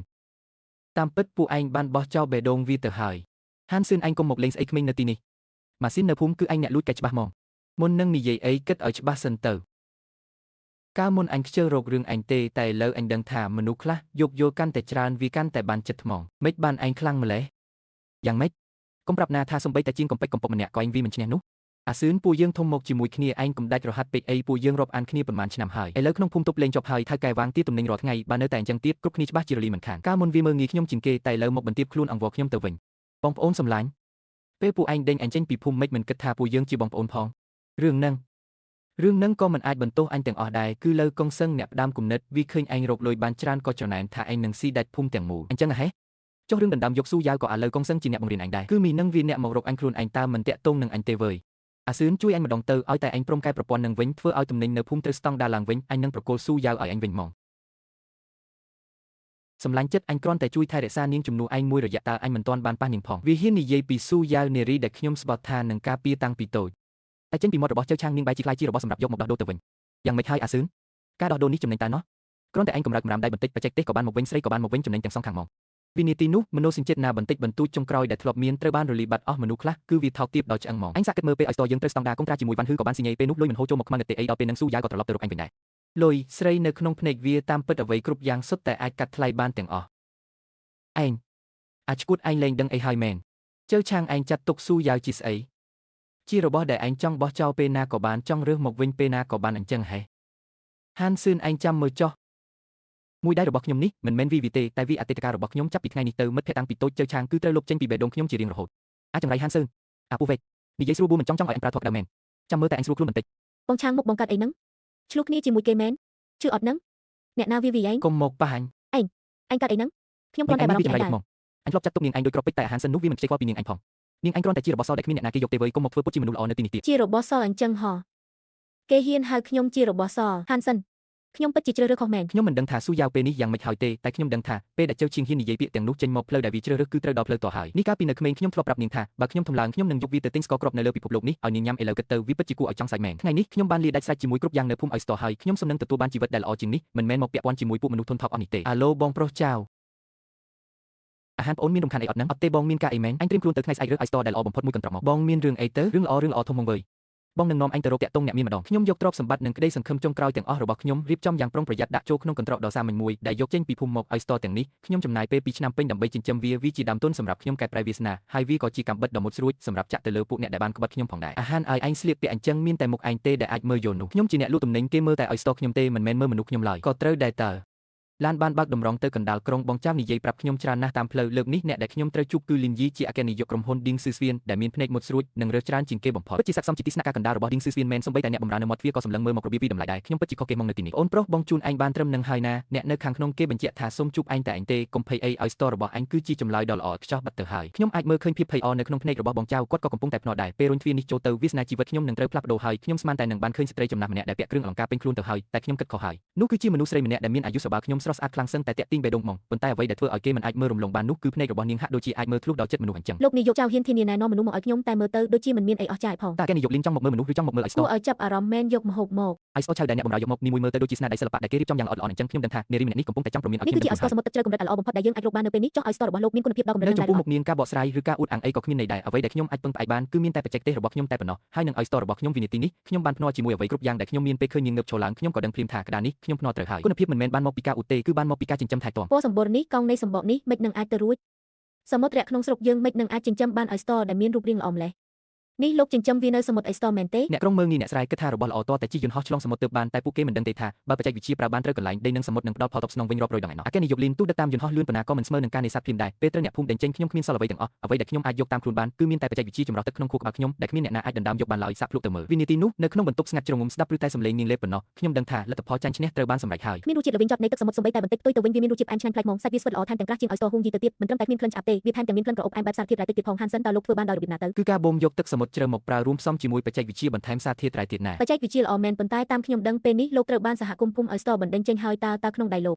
មានតែសមុទ្រគុយជីវទេដែលគេហៅថាសមុទ្រមរណៈអគ្គនាយិកាលីននៅតែគិតថាសមុទ្រគុយជីវជាសមុទ្រមរណៈមែនទេបើអគ្គនាយិកាយល់ពីការងារនេះគួរតែដឹងថាពេលនេះឌីងស៊ីសៀនទើបត្រូវការខ្ញុំមិនមែនខ្ញុំជាអ្នកអង្គវត្តអ្នកទេគួរឲ្យចាប់អារម្មណ៍ណាស់20លានឌីងស៊ីសៀននឹងបញ្ចេញទុន20លានដើម្បីជួយលោកសាងសង់ស្ថានីយខ្សែសង្វាក់ត្រជាក់និងតំបន់សមុទ្រចម្រោះទឹកស្អាតដាច់ដោយឡែកមួយប៉ុន្តែខ្ញុំចង់បានភាគហ៊ុនខាងបច្ចេកទេសរបស់លោក50ខ្ញុំត្រូវការតែទុនទេមិនមែនភាគហ៊ុនឡើយបច្ចេកទេសជាជីវិតរបស់ខ្ញុំមិនលក់ដាច់ខាតហានសិនធ្វើមនុស្សលោភលន់ពេកប្រយ័ត្នបាត់បង់អ្វីទាំងអស់ណាពេលនេះក្នុងហោប៉ាលោកសំបីតែលុយទិញសម្បត្តិឡានត្រឡប់ទៅស្រុកវិញក៏គ្មានផងមែនទេមិនបកស្រាយមិនអង្វរគេហើយក៏មិនងាកក្រោយវិញដែរ នេះជាពាក្យសច្ចាដែលខ្ញុំបានស្បោះចំពោះខ្លួនឯងពេលចាក់ចេញពីភូមិហាវ៉ាកេនីកាមានការអ្វីទៀតមែនទេខ្ញុំក៏មិនដឹងថាខ្លួនឯងបានភាពក្លាហានមកពីណាទើបហ៊ានតវ៉ាជាមួយមេធំរបស់ Ding Xixien បែបនេះប្រហែលមកពីត្រូវគេជន់ដល់ផ្លូវតទើបមនុស្សយើងលែងចេះខ្លាចអ្វីទាំងអស់បៀតែមួយសន្លឹកគត់ក្នុងដៃខ្ញុំគឺបច្ចេកទេសបៀមួយសន្លឹកនេះបើមិនធ្វើឲ្យខ្ញុំបាត់បង់អ្វីទាំងអស់ទេក៏អាចឲ្យខ្ញុំយកឈ្នះអ្វីមកវិញបានដែរបងចៅភ័យជាងខ្ញុំទៅទៀតមើលតែទឹកមុខគាត់ទៅដូចអង្គុយលើងើបអញ្ចឹងយ៉ាងម៉េចហើយនិយាយគ្នាដល់ណាហើយអាកេនីកាលីនមិនបានដេញចេញទេនិយាយច្រើនក៏លើកដៃធ្វើសញ្ញាយកហ្មង3លានហោះក៏បានដែរទុនដំបងតិចតួចមែនតែយ៉ាងហោចណាស់ក៏លុយដែលកោះចេញពីដៃគាត់ណាមិនងាយទេវើយពួកយើងលុយ3លានសំបីតែចាក់គ្រឹះនៅសមុទ្រគុយជាវក៏មិនក្រាន់ផងហាមិនមែន3លានទេចុះអាកេនីកាមានន័យថា30លានគាត់បដិសេធហើយប៉ុន្មាន30លានគាត់ដាក់ទុនរីឯបច្ចេកទេសខ្ញុំនៅរក្សាដែរ30លានលោកព្រះអើយប្អូនហានអញពិតជាប្អូនប្រុសសម្លាញ់របស់អញមែនអញធ្វើបានមិនហ្នឹងនោះគឺលៀនយៀតណាជាស្ត្រីដែលថែបលៀនយៀតណាវើខ្ញុំភ្នាល់ឈ្នះហើយប្រធានចៅនិយាយដើមមេកយឡើងកប់សេរីអញ្ចឹងលែងចង់បានលុយទឹកតែខែនេះហើយមែនទេអាកេនីកាលីនចេះតែនិយាយលេងហើយខ្ញុំគ្រាន់តែរំភើបពេកទេតើហាខ្ញុំសូមអរគុណជំនួសក្រុមហ៊ុនដែលអ្នកនាងមានភ្នែកសម្លឹងឃើញខ្ញុំមានភ្នែកទិព្វទេគឺមនុស្សដែលលោកនាំមកលើកនេះពិតជាគួរឲ្យចាប់អារម្មណ៍មែនភ្នែកបងឯងកើតអីហ្នឹងកន្តាក់សាច់ដុំភ្នែកមែនពិតជាបញ្ចេញស្នេហ៍ឲ្យមនុស្សខ្វាក់មើលមែនវើយលោកឯងនេះពិតជានេះជាលើកទី1ហើយដែលខ្ញុំឃើញនាងសាច់បានសំសួនម្លេះមិនដូចជាអាកេនីកាដ៏ខ្ពង់ខ្ពស់ទេតែដូចជានារីដែលគួរឲ្យស្រឡាញ់ម្នាក់ជាងយកទុកទៅនេះជានាមបានផ្ទាល់ខ្លួនរបស់ខ្ញុំថ្ងៃក្រោយបើមានការអីឬក៏មានគំនិតថ្មីលោកអាចរំលងប្រធានចៅហើយខលមកខ្ញុំផ្ទាល់តែម្ដងក៏បានចេញពី Ding Xixien មកខ្ញុំមិនឲ្យបងចៅជួមកទេទ្រព្យសម្បត្តិនិងឱកាសដ៏ធំសម្បើមនៅនឹងមុខខ្ញុំទៅហើយប៉ុន្តែក្នុងចិត្តខ្ញុំបែរជាញញែកទៅវិញខ្ញុំកាន់នាមបានរបស់លៀនយៀក្នុងដៃក្លិនទឹកអភីហាក់ដូចជាវត្ថុតំណាងពីពិភពមួយផ្សេងទៀតអញ្ចឹងរំលងបងចៅហើយទៅរកនាមផ្ទាល់តើនេះជាឱកាសឬមួយក៏ជាអន្ទាក់មួយទៀតទៅគិតរឿងអស់នេះក៏គ្មានប្រយោជន៍ដែរពេលនេះសំបីតែកន្លែងស្នាក់នៅក៏ខ្ញុំគ្មានផងត្រឡប់ទៅកន្លែងដែលគេហៅថាផ្ទះសិនទៅចុះមានមនុស្សនៅមុខទ្វារស្រមោលមួយនេះទោះប្រែជាភេទក៏ខ្ញុំចំណាំបានដែរស៊ូយ៉ាវនាងមកទីនេះធ្វើអីហានសិនបងរត់ទៅណាអូនចាំបងនៅទីនេះមួយថ្ងៃពេញហើយឡើងស្ពឹកជើងអស់ហើយមួយថ្ងៃនាងចូលចាំខ្ញុំនៅទីនេះមួយថ្ងៃពេញគ្រាន់តែដើម្បីដើរតួឲ្យខ្ញុំមើលនឹងកាលដែលខ្ញុំត្រូវអ្នកភូមិដេញចេញមិនក៏នាងមិនចេញមុខនិយាយការពីខ្ញុំមួយម៉ាត់សោះអញ្ចឹងមិនក៏មិននិយាយអញ្ចឹងហត់មែនទេបងនាងមករកខ្ញុំធ្វើអីអូនរំញ៉ាស៊ុបមាន់ហើយខំយកមកឲ្យបងពៅកម្លាំងតើមិនបាច់ទេយើងដាច់ស្រេចគ្នាហើយហានសិនបងកុំនិយាយអញ្ចឹងអីអូនដឹងថាបងនៅខឹងរឿងអូននឹងចៅចាំងមែនទេចៅចាំងពេលនេះគេរកលុយបានប៉ាអូនក៏បង្ខំឲ្យអូនតាក់ទងគេតែក្នុងចិត្តអូនមានតែបងម្នាក់គត់ណាសិនមែនហ៎ពិតមែនណាតើអូនធ្លាប់កុហកបងពីអង្ការតែពេលនេះខ្ញុំក្រណាស់ណាតែពេលនេះអូនក្រណាស់កូន iStore ដែលបងចិញ្ចឹមវគ្គដំបូងងាប់អស់ហើយមួយកាក់មួយសេនក៏ស្រង់មិនដាំដែរមិនអីទេបរាជ័យជាមាតានៃជោគជ័យតើលើកក្រោយច្បាស់ជាបានសម្រេចហើយអូនព្រមជួយបងឲ្យក្រោកឈុំដងទៀតទេយ៉ាវបងជឿជាក់ថាកូន iStore វគ្គក្រោយច្បាស់ជាធំធាត់ហើយលក់បានថ្លៃមិនខានតែពេលនេះបងត្រូវការលុយទិញឧបករណ៍ថ្មីប្រហែលជាខ្ទង់10000ដែរនឹងអូនអាចឲ្យបងខ្ចីសិនបានទេឃើញទេកែវភ្នែកនាងលាក់បាំងមិនចិត្តឡើយគ្រាន់តែនិយាយដល់រឿងលុយភ្លាមអ្វីដែលហៅថាស្នេហាស្មោះស្ម័គ្រនោះរលីបាត់មួយរំពេចខ្ទង់10000ហោះវាមិនមែនជាលុយតិចតួចឯណាយ៉ាវបងស្មានតែអូនគ្រប់គ្រងបងតើអូនមិនមែនធ្លាប់និយាយថាក្នុងបេះដូងអូនមានតែបងទេអីមិនគ្រាន់តែវិនិយោគប៉ុណ្ណឹងក៏មិនរំដែរអូនមិនមានន័យអញ្ចឹងទេអាស៊ឿនអូនច្បាស់ជាគ្រប់គ្រងបងហើយតែថាប៉ាអូនមែនហើយប៉ាអូនថ្មីនេះគាត់មិនសូវស្រួលខ្លួនទេហើយក្នុងហាងក៏ត្រូវទិញអីវ៉ាន់ចូលទៀតអូនពិតជាគ្មានលុយច្រើនថ្នាក់នឹងមែនលេះល្អមែនយកគ្រួសារមកបាំងការពិតស៊ូយ៉ាវនាងនៅតែដូចពីមុនអញ្ចឹងប៉ាខ្ញុំកំពុងចាំខ្ញុំទៅមើលថែគាត់សុបមកនេះខ្ញុំយកទៅឲ្យប៉ាខ្ញុំហូបវិញហើយនាងដើរចេញទៅលឿនម្លេះធ្វើដូចខ្ញុំជាបិសាចតាមទីជីវិតអញ្ចឹងក៏ល្អដែរមនុស្សសញ្ជាតិនៃរាប់សិបឆ្នាំនេះចាត់ទុកថាឲ្យឆ្កែស៊ីទៅចុះនៅផ្ទះណាគេទៅរង្វាន់ធំហាបានជាលេងធំម្លេះមើលតាមផ្លូវនឹងដូចជាទៅភូមិគួយជាវតើកន្លែងកំសត់កំរបែបហ្នឹងអាចធ្វើអីបានទៅភូមិគួយជាវអាសម្រាប់ហានសិនមិនកំពុងសំងំនៅទីនោះទេអីឬមួយក៏ពោះហើយវើយអស់នឹងវាជាស្អីគេទៅមើលទៅដូចខ្លាំងណាស់ណោះម៉ាស៊ីនអស់នេះឬមួយក៏ជាអាល្អិតនោះមិនអាចទេអាល្អិតនោះគ្មានសមត្ថភាពលេងធំបែបនេះទេព្រះឲ្យទេពធីតាចុះពីឋានស៊ូក្រមែនលោកពូសុស្ដីចង់សួររំខានបន្តិចតើហានស៊ឿនរស់នៅទីនេះមែនទេចាបាទគឺរស់នៅទីនេះហើយរកហានស៊ឿនអីអូហូមើលមិនដឹងសោះអាល្អិតនោះមួយថ្ងៃវក់តែនឹងឲ្យស្ទកញ្ចាស់វិនឹងនឹកស្មានមិនដល់សោះថាមានប្រពន្ធស្អាតនៅឯក្រុងសោះអាកេនីយីកាលីនមិនក៏អញ្ជើញមកដល់ទីនេះពួកជឿនអ្នកទាំងអស់គ្នាកុំចេះតែទីផ្លេចដាស់អ្នកភូមិគឺអញ្ចឹងហើយការចាប់កំហុសតាមខ្យល់គឺជាចំណងចំណូលចិត្តធំបំផុតតែលៀនជាដូចគ្នាទេនាងគឺជាអាកេនីយីកាក្រុមហ៊ុន Ting Siswan ហើយក៏ជាអ្នកវិនិយោគរបស់ខ្ញុំដែរខ្ញុំមិនអាចឲ្យនាងជាប់ពាក់ព័ន្ធនឹងពាក្យចាំអារម្មណ៍អស់នេះទេខ្ញុំត្រូវតែរៀបទឹកគាត់មករូបអាកេនីយីកាលីននៃក្រុមហ៊ុន Ting Siswan ហើយក៏ជាថៅកែរបស់ខ្ញុំដែរថៅកែអូយល់ហើយលុយណាស់អាល្អិតអញពិតជាមានសំណាងរឿងស្រីមែនម្សិលមិញមានក្មេងស្រីម្នាក់មកទីនេះរកអញអង្គុយចាំនៅមុខផ្ទះកញ្ចាស់អញកន្លះថ្ងៃណោះក្មេងស្រីមែនហើយស្អាតគ្រាន់បើដែរដូចជាអ្នកភូមិហាវ៉ាន់នៅក្បែរនេះថែមទាំងយូរប្រអប់បាយយ៉ាងធំទៀតឬថាយកស៊ុបមាន់មកឲ្យអញហូបពូជឿនគុំនិយាយផ្ដេសផ្ដាស់អីអាកេនីយីកាលីនឧបករណ៍ធំបែបនេះមិនក៏អ្នកនាងអញ្ជើញមកតអញ្ចឹងបើខ្ញុំមិនមកតធ្វើមិនដឹងថាលោកមានភាពតាក់ទាញខ្លាំងយ៉ាងនេះមិនត្រឹមតែមានក្មេងស្រីយូស៊ុបមាន់តាមរកដល់ភូមិថែមទាំងអាចឲ្យអាកេនីយីកាដូចជាខ្ញុំដឹកឧបករណ៍តម្លៃរាប់លានមកដល់មុខផ្ទះទៀតតម្លៃរាប់លានហ៎នាងកំពុងជួយដោះស្រាយបញ្ហាឲ្យខ្ញុំហើយក៏ជាការគូភ្នំបំភ័យខ្លះដែរប្រើវិធីផ្ទាល់បំផុតដើម្បីប្រាប់អ្នករាល់គ្នាថារវាងពួកយើងគឺត្រឹមតែជាទំនាក់ទំនងជំនួញប៉ុណ្ណោះថែមទាំងជាជំនួញដែលមានតម្លៃរាប់លានទៀតមនុស្សស្រីម្នាក់នេះមិនធម្មតាទេអាកេនីយីកាលីនបានហើយកុំចូលនៅនឹងទៀតនំខ្ញុំទៅមើលទីតាំងល្អដែលលោកបានជ្រើសរើសទៅខ្ញុំបានភ្ញាក់អនាគតនិងសមត្ថភាពប្រកួតប្រជែងស្នូលរបស់ Ting Siswan លើស្មារតីរបស់លោកហើយណាតាំងពីត្រូវគេដេញចេញពីភូមិហាវ៉ាន់មកអារម្មណ៍ដែលត្រូវបានគេទុកចិត្តដោយគ្មានលក្ខខណ្ឌបែបនេះខ្ញុំខកខានទទួលបានយូរណាស់មកហើយលោកពូខ្វាំងសឹងគិតយ៉ាងម៉េចទៅពេលនេះឡានក្លាសេសាច់របស់ Ting Siswan បើកចូលភូមិគួយជីវអស់ហើយលេងធំយ៉ាងនេះទំហំការងារច្បាស់ជាធំណាស់មិនខានបើអាល្អិតហានស៊ឿននោះអាចងើបឈរវិញបានតើវាព្រមលេងពួកយើងទេកាលនោះពួកយើងដេញវាចេញពីភូមិយ៉ាងម៉េចលោកពូភ្លេចហើយអីអ្នកភូមិទាំងមូលសុទ្ធតែបានឃើញទាំងអស់ហើយស្លន់ស្លោអីមេក្រលំរយ៉ាងម៉េចពូត្រូវតែរកវិធីណាពេលនេះពួកយើងជិះទូកតែមួយហើយ ភ័យអីខ្ញុំនឹងសួរទៅថៅកែវ៉ាងផ្ទាល់ការនោះគឺគាត់ជាអ្នកមករកពួកយើងឲ្យពួកយើងរកវិធីអ្នកដែលដេញ Hansen ចេញនឹងឥឡូវមានរឿងហើយក្រុមហ៊ុន Van Hư កុំសង្ឃឹមថារួចខ្លួនឲ្យសោះវើយខ្ញុំដឹងថាលីនយាកំពុងសម្លឹងមកខ្ញុំនាងច្បាស់ជាគិតហើយថាតាមពិតទៅខ្ញុំជាមនុស្សបែបណាមិនបានជាមកនៅកន្លែងបែបនេះនិយាយតាមត្រង់ទៅសូម្បីតែខ្ញុំខ្លួនឯងក៏ស្ទើរតែភ្លេចបាត់ទៅហើយដែរកើតអីហ្នឹងខ្លាចអ្នកក្រុងដូចខ្ញុំដើរផ្លូវបែបនេះមិនកើតមែនទេជិតដល់ហើយរាល់ដងលោកស្នាក់នៅទីនេះមែនទេកន្លែងនេះរៀងយ៉ាប់បន្តិចហើយខ្សែភ្នែកនាងបង្ហាញពីការភ្ញាក់ផ្អើលតែមិនមានអារម្មណ៍ខ្ពើមរអិមឡើយទិន្នន័យទាំងអស់នេះលោកជាអ្នកធ្វើម្នាក់ឯងមែនទេប្រធានលីនថ្ងៃនេះអញ្ជើញមកផ្ទាល់ច្បាស់ជាមិនមែនគ្រាន់តែមកយកឧបករណ៍អីនឹងទេត្រូវអត់ប្រកាសជាមិនមែនហើយ2ខែទៀតនៅមជ្ឈមណ្ឌលពិព័រណ៍ភាគខាងកើតក្រុងនឹងមានកម្មវិធីដេញថ្លៃប្រធានបទសមុទ្រទឹកជ្រៅមួយអ្នកដែលចូលរួមគឺសុទ្ធតែជាសេដ្ឋីនិងអ្នកប្រមូលទិញលំដាប់កម្ពុជាកម្មវិធីដេញថ្លៃតើវាតាក់ទងអីជាមួយ iStore ទៅនរណាថា iStore មិនអាចក្លាយជារបស់ប្រណិតនោះខ្ញុំចង់យក iStore របស់លោកធ្វើជាទំនិញបិទកម្មវិធីដេញថ្លៃមួយនោះមកនៃរបស់អ្នកនាងគឺយក iStore ទៅដេញថ្លៃហ៎ត្រូវហើយមិនមែនជាការដេញថ្លៃធម្មតាទេគឺការប្រជែងថ្លៃក្នុងចំកងអ្នកមានលំដាប់កម្ពុជាឲ្យតែជោគជ័យម្ដង iStore របស់លោកលែងជាគ្រឿងសមុទ្រធម្មតាទៀតហើយវាជានិមិត្តសញ្ញានៃឋានៈជាសម្បត្តិចូលរួមក្នុងរង្វង់សង្គមស៊ីវិល័យទាំងមូលដល់ពេលនោះសិទ្ធិកំណត់តម្លៃលើទីផ្សារកម្រិតខ្ពស់ទាំងមូលនឹងស្ថិតក្នុងដៃរបស់អ្នកនាងហើយសិទ្ធិកំណត់តម្លៃគូពាក្យមួយម៉ាត់នេះប្រៀបដូចជាភ្លើងឆេះសន្ធោសន្ធៅក្នុងខួរក្បាលរបស់ខ្ញុំអញ្ចឹងតើខ្ញុំត្រូវធ្វើអ្វីខ្លះគុណភាព iStore របស់លោកគឺមិនទាន់ដល់កម្រិតទេមានន័យថាម៉េចទោះបីជានៅក្នុងស្រុកវាជាលំដាប់កម្ពុជាក៏ដោយតែគូប្រកួតក្នុងការដេញថ្លៃនោះគឺជាពូជ iStore ល្បីមកពីបារាំងអូស្ត្រាលីនិងអ៊ីរឡង់ឯណោះបច្ចុប្បន្ននេះយើងយ៉ាងច្រើនត្រឹមតែប្រកួតស្មើប៉ុណ្ណោះតែអ្វីដែលខ្ញុំចង់បានមិនមែនលទ្ធផលស្មើទេណាអ្វីដែលខ្ញុំចង់បានគឺការសង្កត់កម្ទេចយកឈ្នះតែម្ដងពាក្យមួយម៉ាត់នេះឆេះសន្ធោសន្ធៅក្នុងខួរក្បាលខ្ញុំទៀតហើយចុះអ្នកនាងចង់ឲ្យខ្ញុំធ្វើម៉េចបន្តក្នុងរយៈពេល2ខែខាងមុខខ្ញុំនឹងផ្ដល់ធនធានដ៏ល្អបំផុតដល់លោកចំណែកលោកត្រូវតែផ្ដល់ឲ្យស្ទរមួយដែលអាចធ្វើឲ្យក្រៅឧស្សាហកម្មនេះទាំងមូលមកឲ្យខ្ញុំ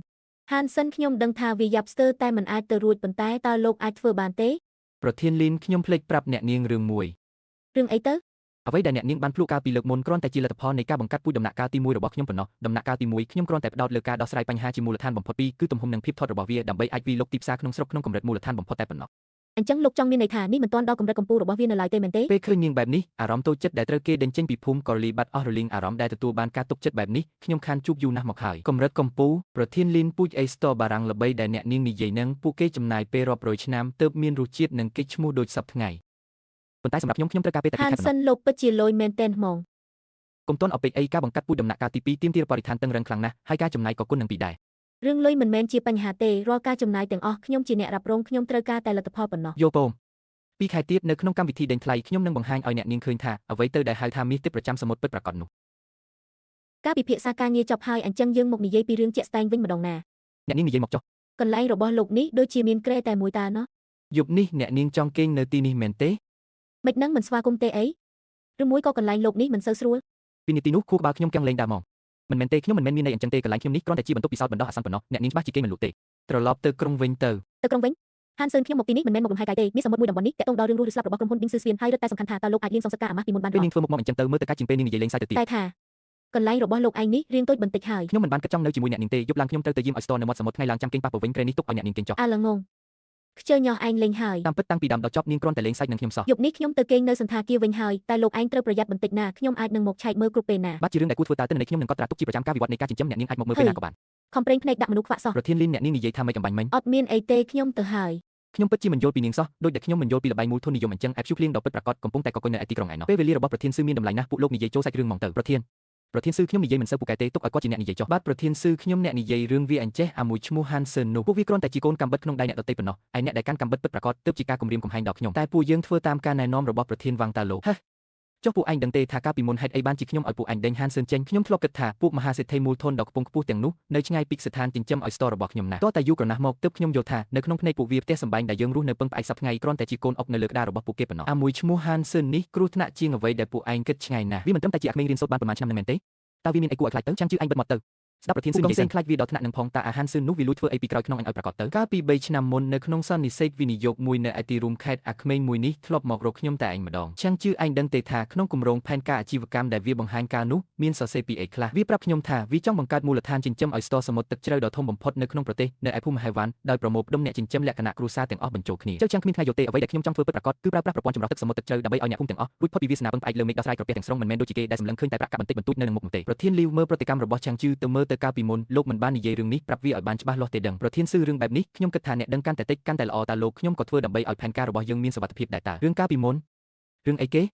ព ពួកកងសេងហ៊ានលាក់បាំងខ្ញុំយូរដល់ថ្នាក់នេះផងមិនអីទេប្អូនប្រុសចាំងជឿថ្ងៃនេះដោយសារតែមកអង្គុយនៅទីនេះហើយស្ដាប់ចប់ទៅពួកយើងក៏រាប់ថានៅលើទូកតែមួយដែរកាលនោះហានសឿនបានបដិសេធការបណ្ដាក់ទុនរបស់ខ្ញុំព្រោះវាដឹងថាខ្ញុំនឹងលេបយកភូមិហែវ៉ាន់ទាំងមូលបើវាមិនព្រមស្ដាប់បង្គាប់អញ្ចឹងខ្ញុំមានតែដូរយកអ្នកដែលចេះស្ដាប់បង្គាប់មកជំនួសវិញហើយព្រោះតែដីនៅភូមិហែវ៉ាន់មួយកន្លែងហ្នឹងខ្ញុំចង់បានវាពេញ3ឆ្នាំមកហើយចង់មានបានមែនទេ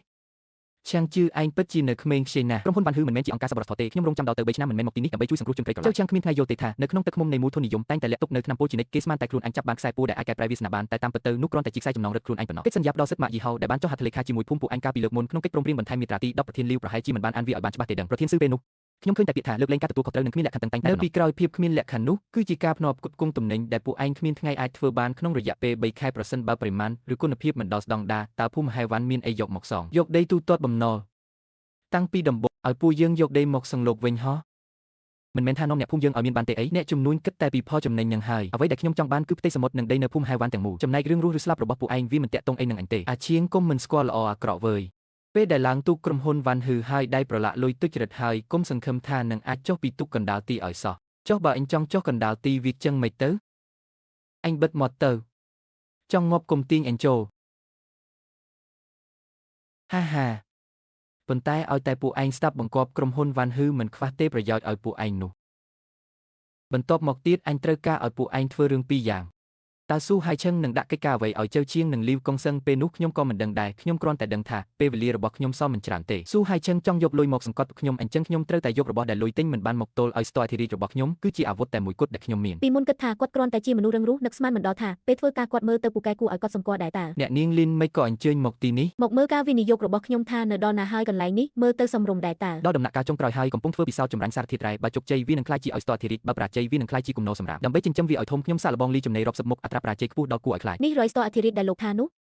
មើលទៅដូចជាមិនមានអីពិសេសសោះពួកនេះនៅតូចនៅឡើយភាគច្រើនគឺបរាជ័យហើយដូចមួយនេះវាស្រុកជាតិរ៉ែច្រើនពេកសម្បកវាខូចទ្រង់ទ្រីអស់ហើយឈប់សិនខ្ញុំយកមួយនេះអ្នកនាងលីនអ្នកនាងប្រហែលជាមិនយកទេនេះជាកាកសំណល់ពិសោធន៍ជារបស់អេតចៃទេរបស់អេតចៃមានរបស់អេតចៃឯណាគួរឲ្យស្រឡាញ់ចឹងលោកមើលវាថត់ត្រឡុកត្រលូនគួរឲ្យខ្លាញ់ណាស់តើយកវាទៅធ្វើអីវាមិនអាចញ៉ាំបានផងនឹងនរណាថាខ្ញុំចង់ញ៉ាំវា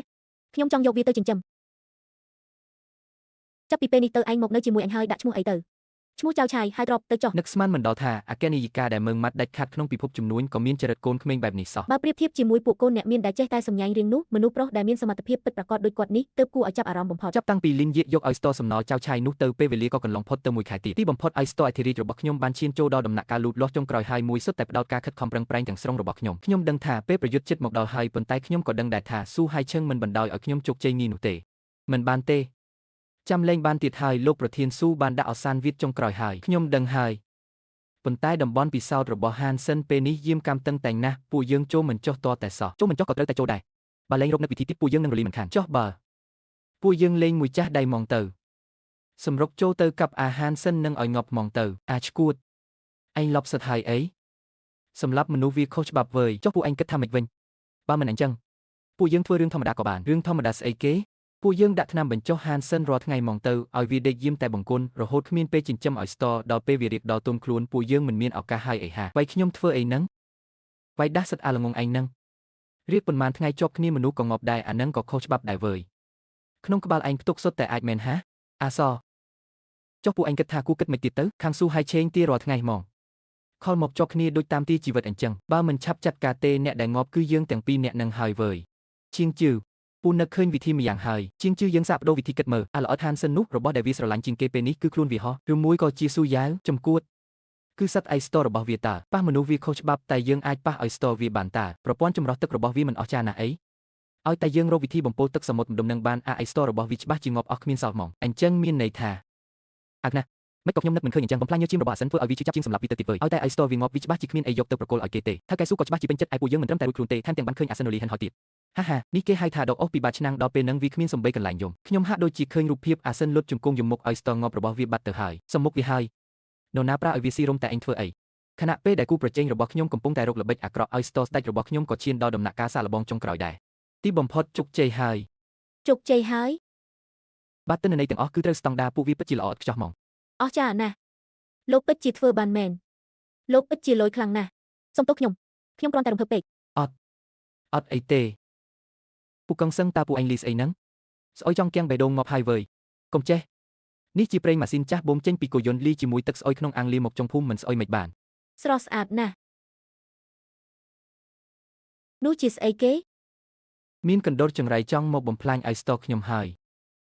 ចាប់តាំងពីថ្ងៃដែលខ្ញុំត្រឡប់មកភូមិវិញខ្ញុំដឹងថានឹងមានថ្ងៃនេះកើតឡើងភាពលោភលន់និងការច្រណែនឈ្នានីសរបស់មនុស្សគឺប្រៀបដូចជាទឹកជួរសមុទ្រអញ្ចឹងអាសិនលីហើយក្តីស្រមៃធ្វើស្ដេចឲ្យស្ទរបស់ឯងហាហាអូយហានសិនយកប្រឡប់ប៉ុណ្ណេះហើយឯងមិនទាន់ដេកទៀតអីក្លិនប្រេងម៉ាស៊ីនចាស់លីទឹកលីមកណោះខ្ញុំមិនហ៊ានគិតទេថាតើនឹងមានរឿងអ្វីកើតឡើងចំពោះញើសជីខ្ញុំបើខ្ញុំមកយឺតតែមួយជំហាននោះពូកងសឹងពូឃើញខ្ញុំតាំងពីធ្លាក់ពីលើពូម៉ែមកនេះពូពិតជាមិនចង់ឃើញខ្ញុំបានសុខមែនទេអាសិនឲ្យពូក៏ត្រូវគេបង្ខំដែរតើនរណាជាអ្នករកឲ្យពូធ្វើអញ្ចឹងគ្មានអ្នកណាទេគឺពូទាំងពីរអ្នកបង្វែងស្មារតីខ្លួនឯងគិតថាបើសម្រាប់ឲ្យស្ទអឯងចោលអស់អញប្រកាសជាត្រឡប់ទៅភូមិវិញហើយខ្ញុំស្មានថាបេះដូងខ្ញុំរឹងដូចដៃថែបបាត់ទៅហើយតែពេលនេះវាឈឺចាប់ដូចគេយកកាំបិតមកអាអញ្ចឹងយ៉ាងម៉េចអញចង់ប្តឹងប៉ូលីសហ៎ងឹតស្លុបអញ្ចឹងកាមេរ៉ាសុវត្ថិភាពក៏គ្មានយ៉ាងហោចណាស់ក៏អញជាប់គុកតែ2ថ្ងៃដែរវើយហាហា ជាប់គុក2ថ្ងៃខ្ញុំខ្លាចតែឯងជាប់គុក2ជាទៀតក៏មិនទាន់គ្រប់ផង នាងឯងជាអ្នកណាសង្សារថ្មីអាសិនមែន ប្រព័ន្ធចម្រោះទឹកតម្លៃរាប់រយលានឯងគិតថាខ្ញុំរីកថាមសំបីតែកាមេរ៉ាសុវត្ថិភាពមួយមែនទេហើយឯងគិតថាច្រកចូលមួយនេះវាបើកចំហរហូតមែនទេចាប់វាឲ្យជាប់ លេងអញពួកឯងធ្វើចឹងគឺចាប់មនុស្សដោយខុសច្បាប់ហើយអាសិនពូខុសហើយយកដល់ពូជាចាស់ទុំរបស់ឯងដែរលើកលែងឲ្យពុំដងទៅណាចាស់ទុំការដែលខ្ញុំត្រូវគេដេញចេញពីភូមិហែវ៉ាន់តើចាស់ទុំដូចជាពួកឯងកំពុងធ្វើស្អីខ្លះ ហាន់សិនគ្មានចាស់ទុំដែលលួចស៊ីអាចទាំងកណ្ដាលអាធ្រាបដូចឯងទេ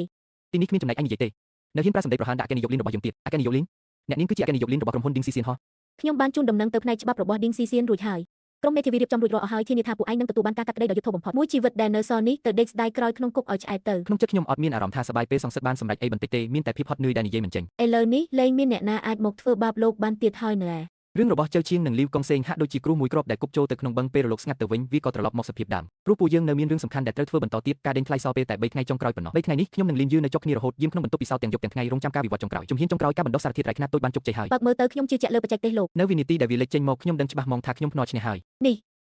នេះជាឲ្យស្ទអធិរាជមែនទេ វាមិនត្រឹមតែជាឲ្យសមួយក្រុមនោះទេតែវាជាការតស៊ូរឹងរូសដែលគ្មានអ្នកណាយល់ជាការតស៊ូលាក់កំបាំងរបស់ខ្ញុំនិងជាសេចក្តីថ្លៃថ្នូរចុងក្រោយក្រោយពេលពិភពលោកទាំងមូលបោះបង់ខ្ញុំចោល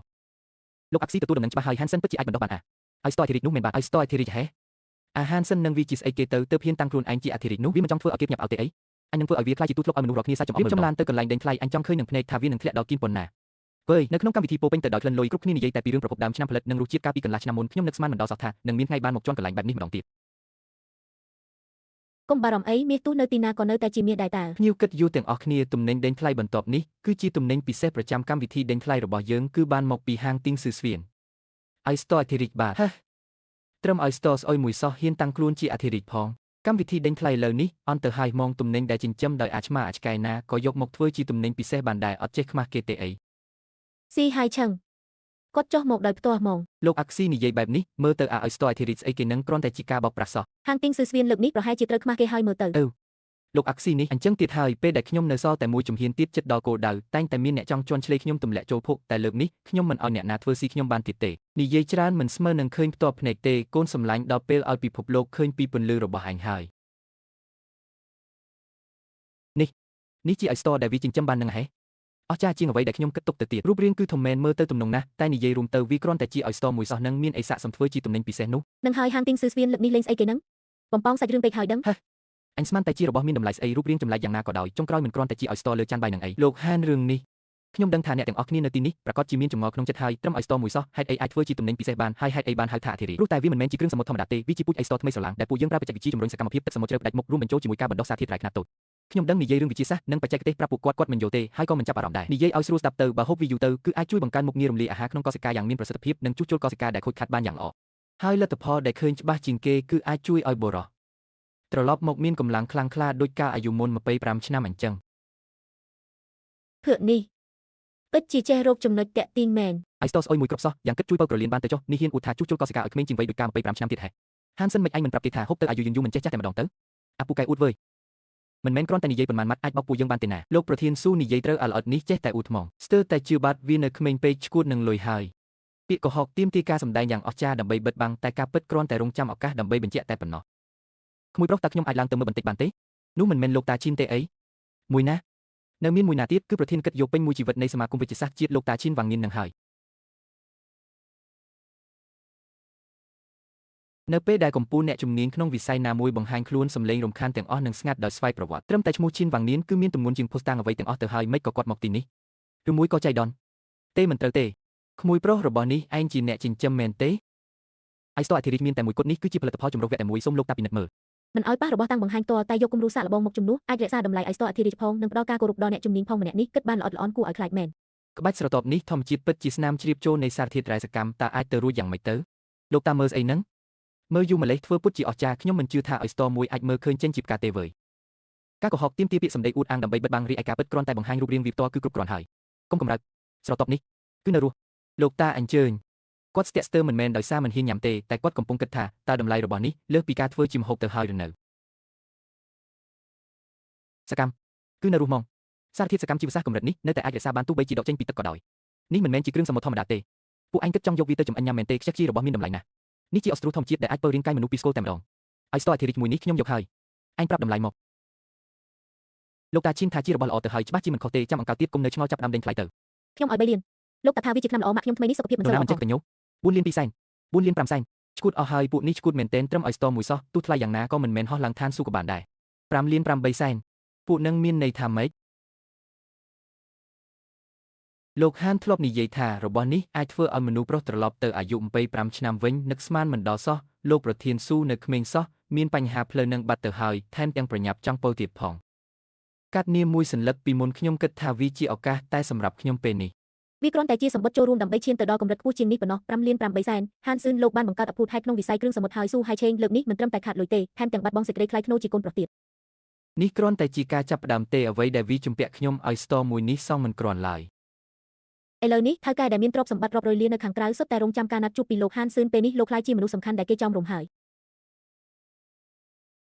ស្អីគេផ្គត់ផ្គង់អត់គ្រប់ត្រូវសងជំងឺចិត្ត3ដងពួកយើងមានលុយឯណាទៅសងនោះពួកវាថានេះជារឿងលក់ឲ្យ store តែនេះច្បាស់ជាចង់យកជីវិតពួកយើងហើយអាលីវកុងសឹងនិងអាចើជាងអាថប់ទី2នាក់នឹងវិរុទ្ធបាត់យូរហើយផ្ទះដីធ្លីរបស់ពួកយើងត្រូវយកទៅបញ្ចាំឲ្យក្រុមហ៊ុនវ៉ាន់ហ៊ឺទាំងអស់ហើយចុះរស់យ៉ាងម៉េចកើតទៅលោកឲ្យមានតែអាស៊ឿនទេដែលអាចជួយពួកយើងបានកាលមុនពួកយើងធ្វើបាបគេដល់ថ្នាក់ហ្នឹងតើគេព្រមត្រឡប់មកវិញទេយ៉ាវឯងនិងអាស៊ឿនធ្លាប់ជាសង្សារនឹងគ្នាតាំងពីតូចណាបើឯងហៅគេច្បាស់ជាព្រមមកវិញហើយខ្ញុំនឹងគេបានបែកគ្នាដាច់ស្រេចហើយតើធ្វើម៉េចនឹងដាច់ស្រេចទៅមនុស្សប្រុសណាគ្រាន់តែចង់បានការលួងលោមបន្តិចបន្តួចប៉ុណ្ណោះមែនហើយក្នុងចិត្តអាស៊ឿនច្បាស់ជានៅមានឯងមែនតើណោះកាលមុនហ៊ានស៊ឿនស្រឡាញ់ខ្ញុំស្ទើរលេបឲ្យតែខ្ញុំព្រមបន្ទាបខ្លួនបន្តិចលុយកាក់នឹងឋានៈគេឥឡូវនេះមិនធ្លាក់មកក្នុងដៃខ្ញុំទាំងអស់ទេអីបើអ្នកទាំងអស់គ្នានិយាយចឹងហើយដើម្បីភូមិយើងខ្ញុំនឹងទៅជួបគេក៏បានល្អណាស់មកហើយ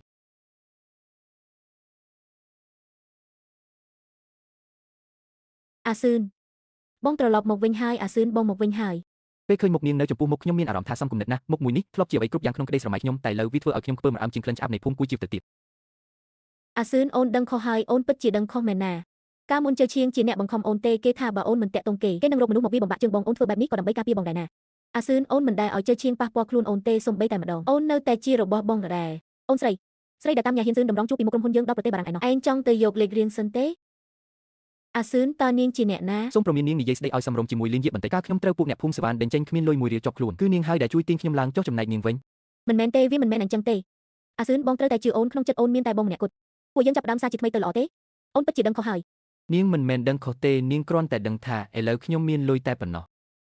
ស្រីម្នាក់នេះជាអ្នកណាមានរឿងអីហ្នឹងមានអ្នកណាទៀតមើលតែចរិតទៅដឹងហើយកាលមុនខ្ពើមហានស៊ិនក៏ឥឡូវឃើញគេមានបានក៏ចង់មកតង់គេវិញនឹងណាក្មេងស្រីល្អសោះមិនក៏រត់ទៅធ្វើស្រីកំណានគេចឹងមុខក្រាស់ហ្មងស្រីកំណានអីគេនាងនឹងសំដែរស្រីម្នា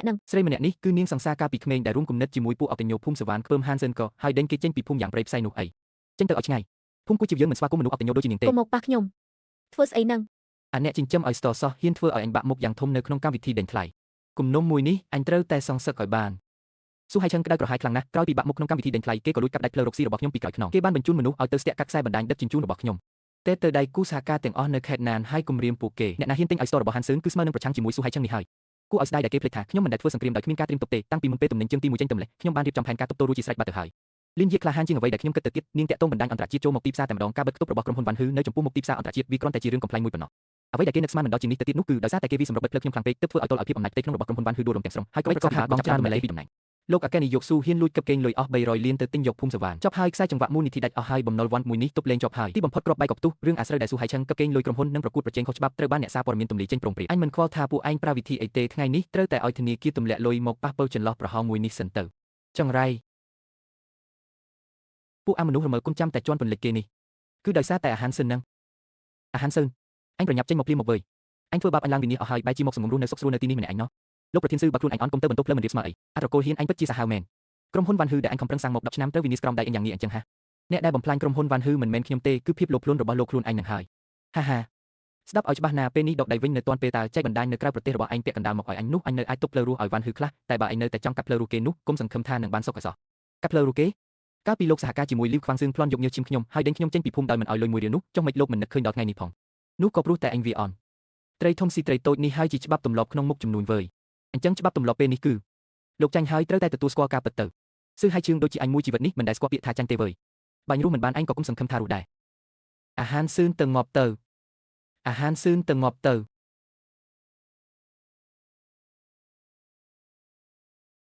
លោកប្រធានស៊ឺលោកគិតថាខ្ញុំនៅតែជាបុគ្គលិកបច្ចេកទេសកាលពី5ឆ្នាំមុនដែលស្គាល់ត្រឹមតែទិន្នន័យនិងចូលផលមែនទេហេយកល្បិចថោកទាបប៉ុណ្ណឹងមកទប់ទល់នឹងខ្ញុំអញ្ចឹងអីលោកប្រធានស៊ឺលោកកំពុងតែមើលងាយអ្នកណាឲ្យប្រាកដនឹង